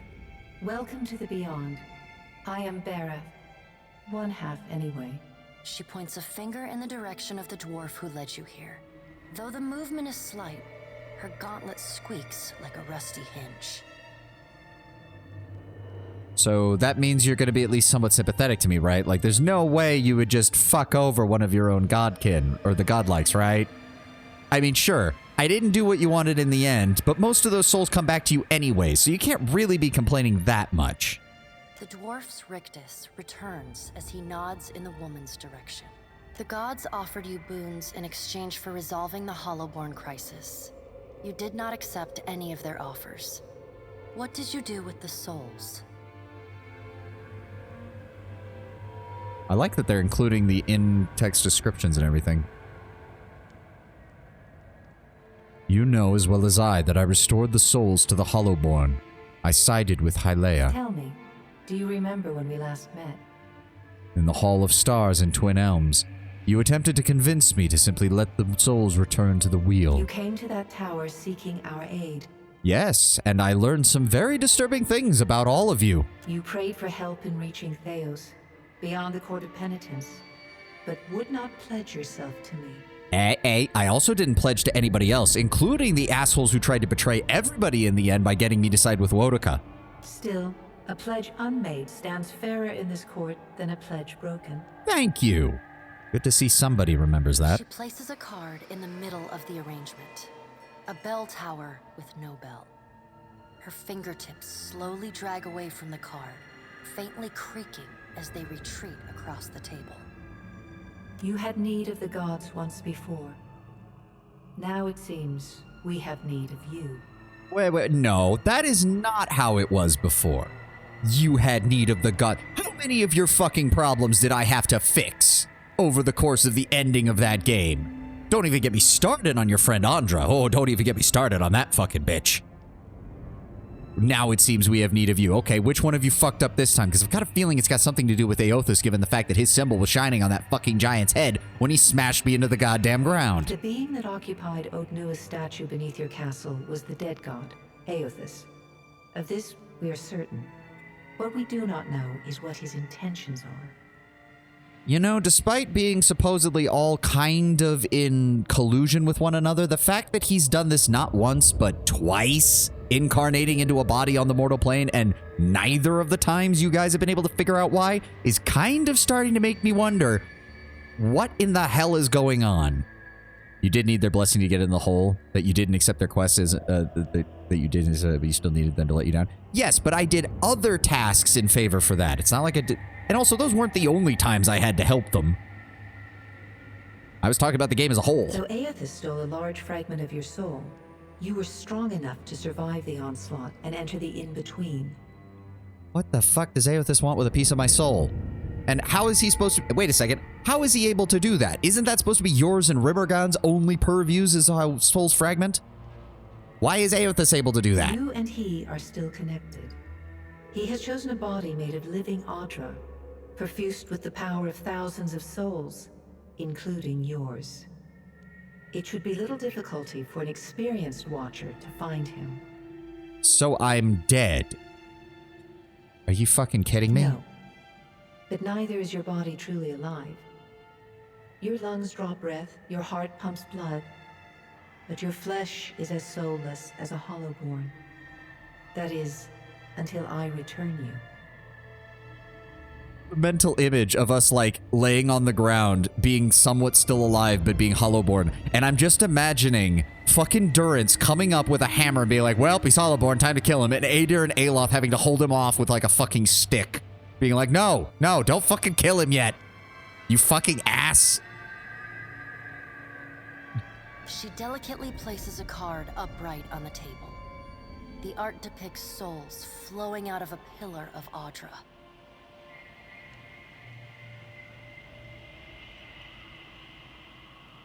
He must be corrected. Fucking Durance. If we don't at least find out where he went during this, I'm going to be very disappointed. I hope we at least catch a glimpse of him or hear about what he's up to. Quite honestly, part of me has had enough with dealing with gods, with all of you. Why should I care about any of this? Did you care for the souls of the Deerwood who clung to you as they stumbled blindly through the in-between? I cared for a lot of people. Including a lot of people who your followers, and I mean yours in the Pantheon as a whole, has gotten killed. You are a beacon to all of the lost, Watcher. Your soul gleams as brightly to them as Audra itself. For a moment, there is a glint in the blackness of her eyes. A flash of wondrous recollection. Those who have fallen in Aothus's wake are trapped inside him still. If you will not help them, who will? It's a better question. All this talk from you guys about how you can't interfere with the mortal world, and interfering with the mortal world is bad, and that's the whole problem with Theos, and yet you've let Aothus get away with this twice. One of you is going to need to start providing an explanation, or I'm just going to start treating all of the Pantheon as a threat. I mean, to be fair, you kind of all are. Of course, if that doesn't convince you, I can always return you to the wheel and find someone else to pursue him. Let's get on with it then. The sooner I'm out of here, the better. Good. Before you return to Aora as my herald, you must remember who you were, the last whisper of life in death. For a moment, The sockets of her eyes darken, leaving the pits of a death's head gazing out at you. In 2, you would get the fake ending where you're reincarnated as a mouse. Okay, that's pretty funny. Props to Obsidian for actually writing that. Oh, return as your herald. Oh, great. So you're already claiming part of my soul. You're already making it, so I'm going to have to listen to your orders whether I want to or not. This is great. This is just great. When you can picture your own face, the beyond will lead you back to your own kind, to the world of mortals. Choose a pre-made character, start with and modify as you like. Start from scratch. Wait, does this import my character from the previous game? Is that what that's saying? Doesn't mean anything, just do the start from scratch. Yep. Well, we were a dude. You know what I think would actually be hilarious? Is if we had it so that as we got reincarnated, Bareth actually stripped us of our godlike status. That would be kind of hilarious, but I don't think that can happen in lore. So... Oh, I am liking the new appearances on the godlike. Holy shit. Are you sure you weren't a female Orlin? No, we're not doing that, Lord Brown Bear. The new visuals are so good. Oh, yeah, it's a solid fucking upgrade. Very nice. But no, we'll stick with our godlike. We'll stick with our godlike. We were a death godlike. I hate that face. That one does indeed look the most alien. Human body type. Nope. Would you like to make a single class or a multi-class? Single class characters are entirely focused on their chosen class. They gain access to higher level powers more quickly. Multi-class characters can select powers from 2 classes, but gain access to higher level powers more slowly and cannot access their class's highest level powers. I'm tempted, Tenwin, but I really liked playing a single class Cypher. I really did. You said you would. All right, fine. First class is obviously Cypher. The recent discovery in the Eastern Reach, Cyphers were once called the Brashaldwin, the Mind Hunters of the Glenfathans. Cyphers have the ability to direct contact and manipulate another person's soul and psyche. Yep. We gain 1 to Insight. Ooh, they've got a lot of different skills. Metaphysics. Deals with Animancy, Audra the Wheel, the In-Between, the Beyond, the Master's Soul, Sleight of Hands, Mechanics, and Bluff. Preview ability tree. Ooh. You'll be here a while? Oh. Why did you say that? We're already almost out of time. Why did you...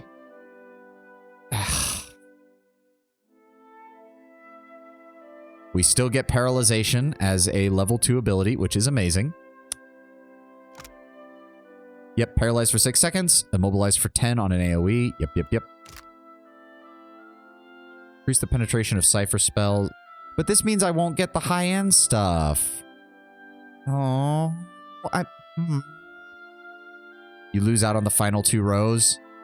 The target will convert some of their hits to crits, so we lose out on that. We lose out on the maximum size and power can be used before resting. We lose out on Shared Nightmare, which increases area of effects with the more focus you have. Protective barrier that prevents some damage until broken. And increase your power level, increasing the effectiveness of all abilities. So we just straight up lose out on power. That's a shame. Ugh. We do gain Soul Whip, plus 20% damage with all weapons. Okay,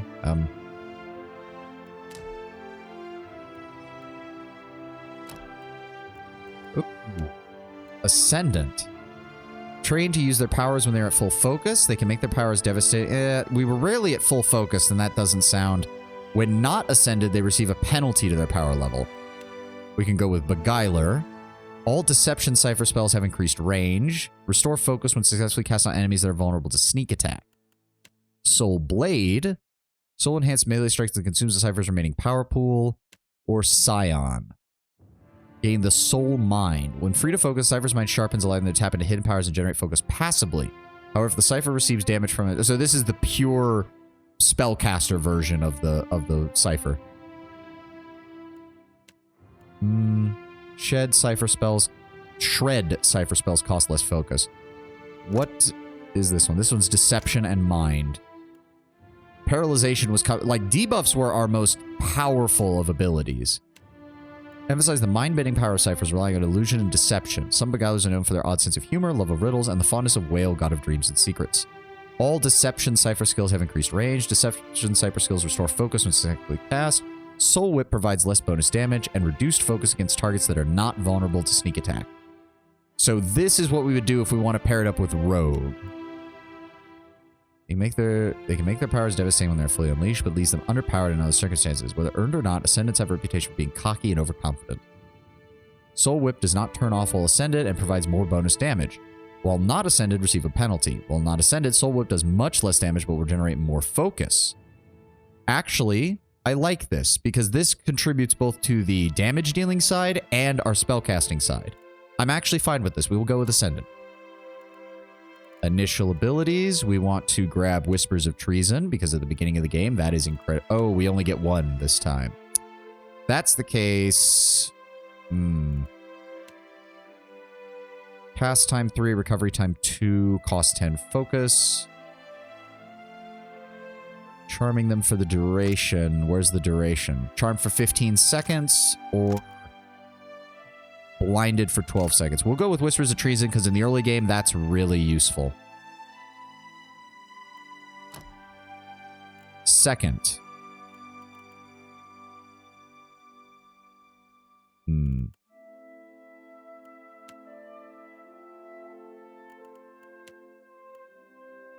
Diplomacy, Arcane, Athletics, Intimidation, and Religion. Preview the ability tree.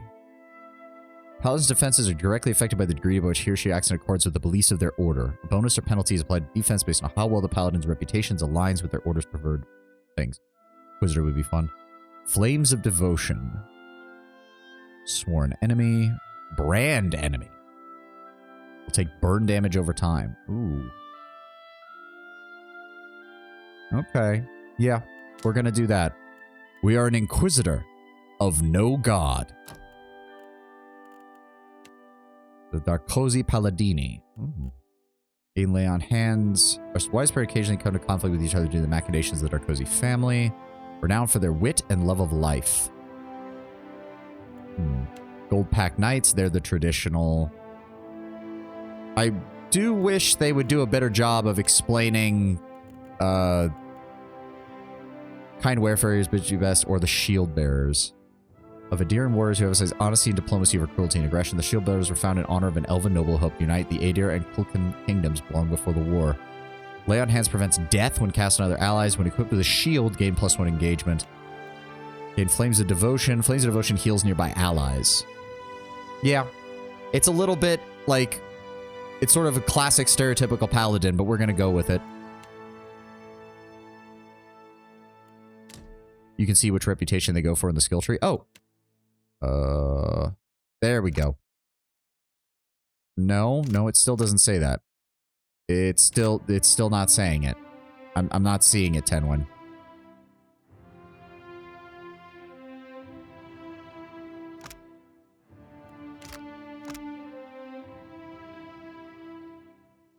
Yeah, it's not saying it. I mean, I know the overall vibe for them is pretty much in line with our character, but yes. Initial abilities, we're going to go with Sworn Enemy. Marks an enemy as the focus of the Paladin's Righteous Fury, granting damage bonus against them until the target ends. And here are our stats. Recommended for Inquisitors, yep. Okay. Action speed, reflex, damage and healing. So here's the thing. I'm not really worried about my damage because the main thing my Cypher was doing was holding people in place and dealing a little bit of damage while everybody else beat the shit out of anything that I debuffed. Shield bearers are the most diplomatic. So we're going to go ahead and... Hold on.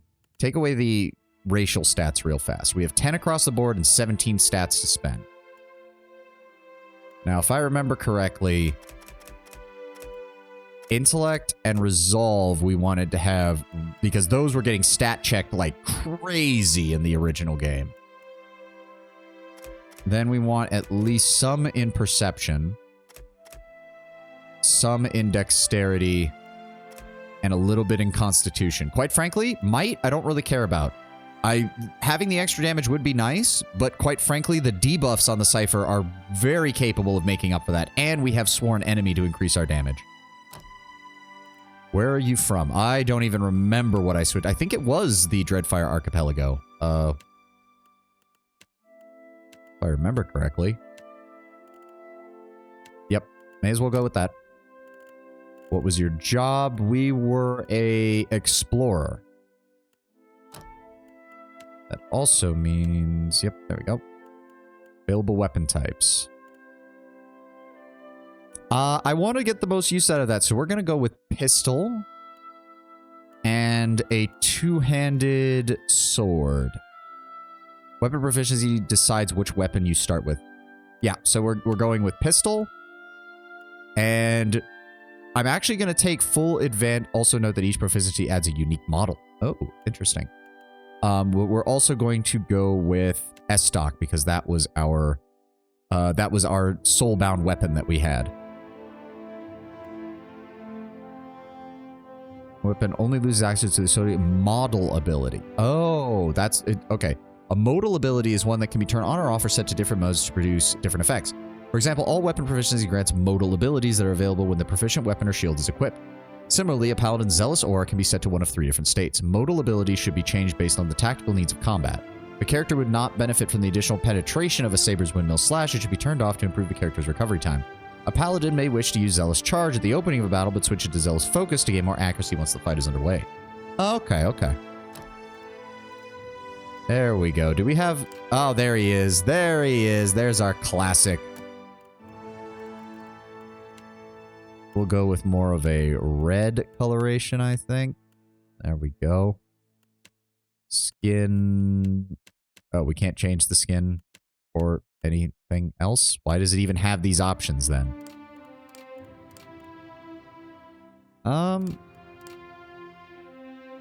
Wait, they don't have the... That's not my head, though.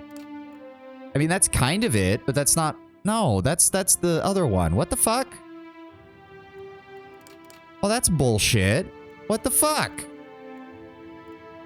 God, how do you fuck that up? It's not even that... Ugh. Do they have other portraits now that would work better? I'm not really seeing any. Ugh. You sons of bitches. I'm kind of tempted to go with this one then, because it's the most alien looking. No, we're going with our old portrait. We're going with our old portrait. And I guess we'll go with this one because it's the closest we've got. At least the front of it is pretty similar. Stand together! Onward! Let's keep quiet. I'll teach you a lesson! Charge! The better part of valor. Hmm? Attack! Pose. Oh. Heroic, punched, roguish, sassy, stoic, sullen, sickly, erudite, which doesn't even really... Oh. Okay. No. We'll do roguish. I like roguish. You don't have the Vox Machina voice back? Okay. Is that bad? After the stream, look into getting the free DLCs downloaded. They are very good. Oh, okay, okay. Int and Resolve are not checked as much with the Diplomacy and Intimidation skills. Oh. Well, shit. Well,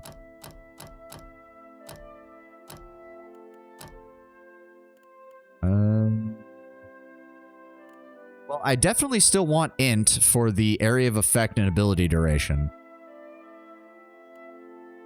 There's no, like, there's nothing that that's definitely something I want there. Honestly, no, I'm still good with this. I'm still good with this. The only thing we're really lacking is Might and Constitution. I'm fine with that. No, no, no. Pistols and S-Stocks, customization. We've got the pose.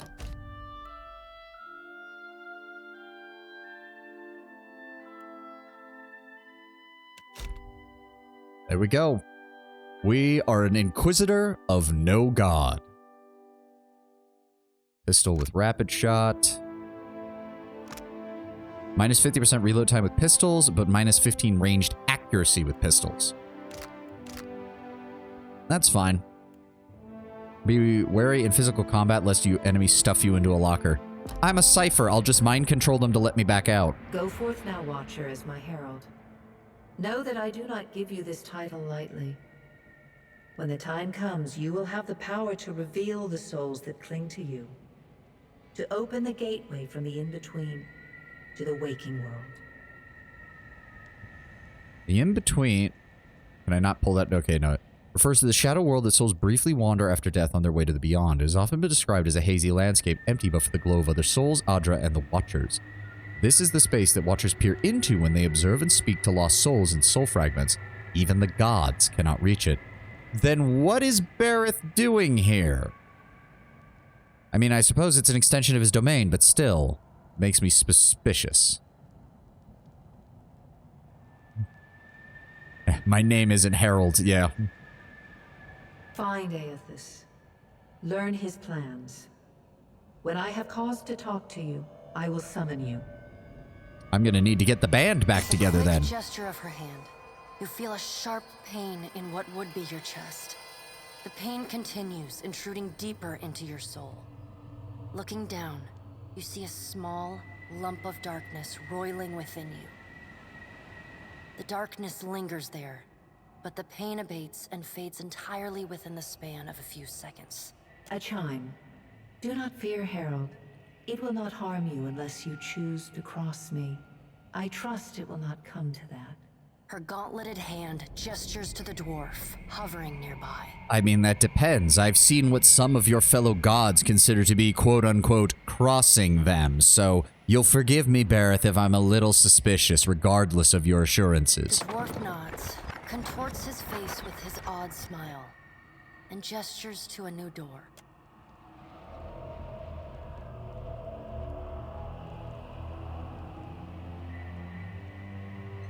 She put a contingency on you. I mean, I'm not surprised. Thanks, Mom. You'll forgive me if I don't want to come back here anytime soon. It's time to go get the band back together.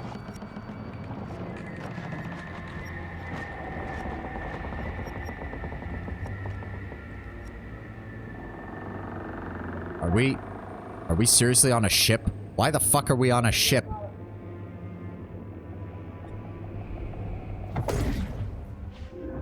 The friend of friends, the pal you always wanted with you, the best friend of animals everywhere. Well, he thinks he's the best friend of animals everywhere. Most animals would disagree, given the number of bites he has on his fingers. It's ya boy, Adair. The return to your body feels like waking after a fitful drunken sleep. The rocking of the ship sends pain jolting through your limbs. Crashing waves hammer inside your skull. Adair watches over your body with a glazed look, taking long, even tokes from his pipe. At the first movement of your chest, he starts. His gasp, mid-puff, sends him coughing and straining for breath. You know what? I actually like this different art style they use for the portraits. I actually really like it. It's got a hand-drawn quality to it. No, there's no way. You're awake. What are you doing awake? Oh, come on now. You should know that even getting hit by a god's fist wasn't enough to put me down. How are you feeling? I am in quite a lot of pain. That might have been me. I've been slapping you a little harder each day, trying to wake you. I never dreamed it'd work. Adair stares with disbelief at what would likely be his slapping hand, examining both sides. He shrugs. Adair, I appreciate it, but no, slapping me is not what woke me up. You owe me. I hate to Fair cast enough. a pall over your recovery, but I'm afraid I have some bad news for you. She's alive! Oh, thank God. I thought Aothas fucking destroyed her along with everybody The voice else. echoes from inside the bust. The remains of the steward of Cadnua. Oh no, that whole place got destroyed, didn't it? We finally got that place back up and running. And she was so happy about that, and now the whole fucking place has been reduced to a fucking crater. Cadnua has been destroyed. Aethys possessed the statue of Maros Nua and rose from the ground, consuming the souls of all nearby. Is that an upgrade or a downgrade from throne to a bust? Well, I mean, at least she's portable now. Maros Nua was the son of Odnua, an Engwithan tyrant. Not much is known of Maros, but Odnua became obsessed with restoring his son to life. He engineered a massive statue of living Adra to house his soul, but his plans were stopped by the concerted efforts of other Engwithan tyrants who saw him as a threat. That wasn't the vibe we got when we saw those visions. I mean, I'm sure his political rivals were more than willing to use that against him, but it really did sound like it was the common people who said, "Fuck you, dude. Stop experimenting on us." It is only by the exceptional strength of your soul that you survived. And even then, just barely. The further Aethys withdrew, the weaker you became. We chartered this ship and followed him to the Deadfire Archipelago. Wait. You're seriously telling me that the giant 250-foot tall statue, or whatever the fuck size it was, is just walking about the world and... I mean, to be fair, if it's absorbing people's souls, then I can get why most people don't want to get in its way, but are you seriously telling me that the massive empires and nations of this world haven't tried to stop him? I mean, fucking Deerwood already blew him up once. You think someone would be interested in trying their luck? I know not how, but it seems he has retained a piece of your soul. And proximity to it has brought you back. Yeah, I mean, mostly. We also have to deal with a certain god who's certainly got a hold on me right now. Could you know all that? You've been faking on us. He pokes at your shoulder with one finger. I'm so used to having to read the rest of it. She's catching me off guard now. Hey, there's this giant titan walking around. We need to stop him. Madman. Oh, I'm talking more from the sense of prestige and everything. The statue didn't exactly sleep. Getting a beat on immobilizing is probably an issue. True. Ah. Misfortunes brewing topside. Migrants fires the captain stirs. An older man with ale-sour breath rubs his bloodshot eyes and stares at you. Hengrim, the smell of drink on your breath could wake the very dead. Now what's this about? Pirates. They're demanding parley with you, Captain. Oh, great. We're awake for 5 minutes and everything's already going to shit. I know this is asking a lot, but you better arm yourself and get on deck. Should be some gear in there. She can smell. A nearby wardrobe. There we go. S-stock, pistol, some mail armor. Well, that's already too heavy for us. Hey there! What the fuck is this? Where's the 200,000 coppers that we had? Are you seriously telling me you couldn't get out with more than this paltry handful? Oh, ship's crew morale. Interesting. Blessing from Hylea for fulfilling your promise to her. This strange food provides sustenance and comes with the goddess's blessing. Well, isn't that nice? The ship, remember? Oh, fair enough. Fuck. Ader, who gave you permission to raid my treasury to buy a ship? Wait a second. Here's the better question. Why did you buy a ship rather than rent one?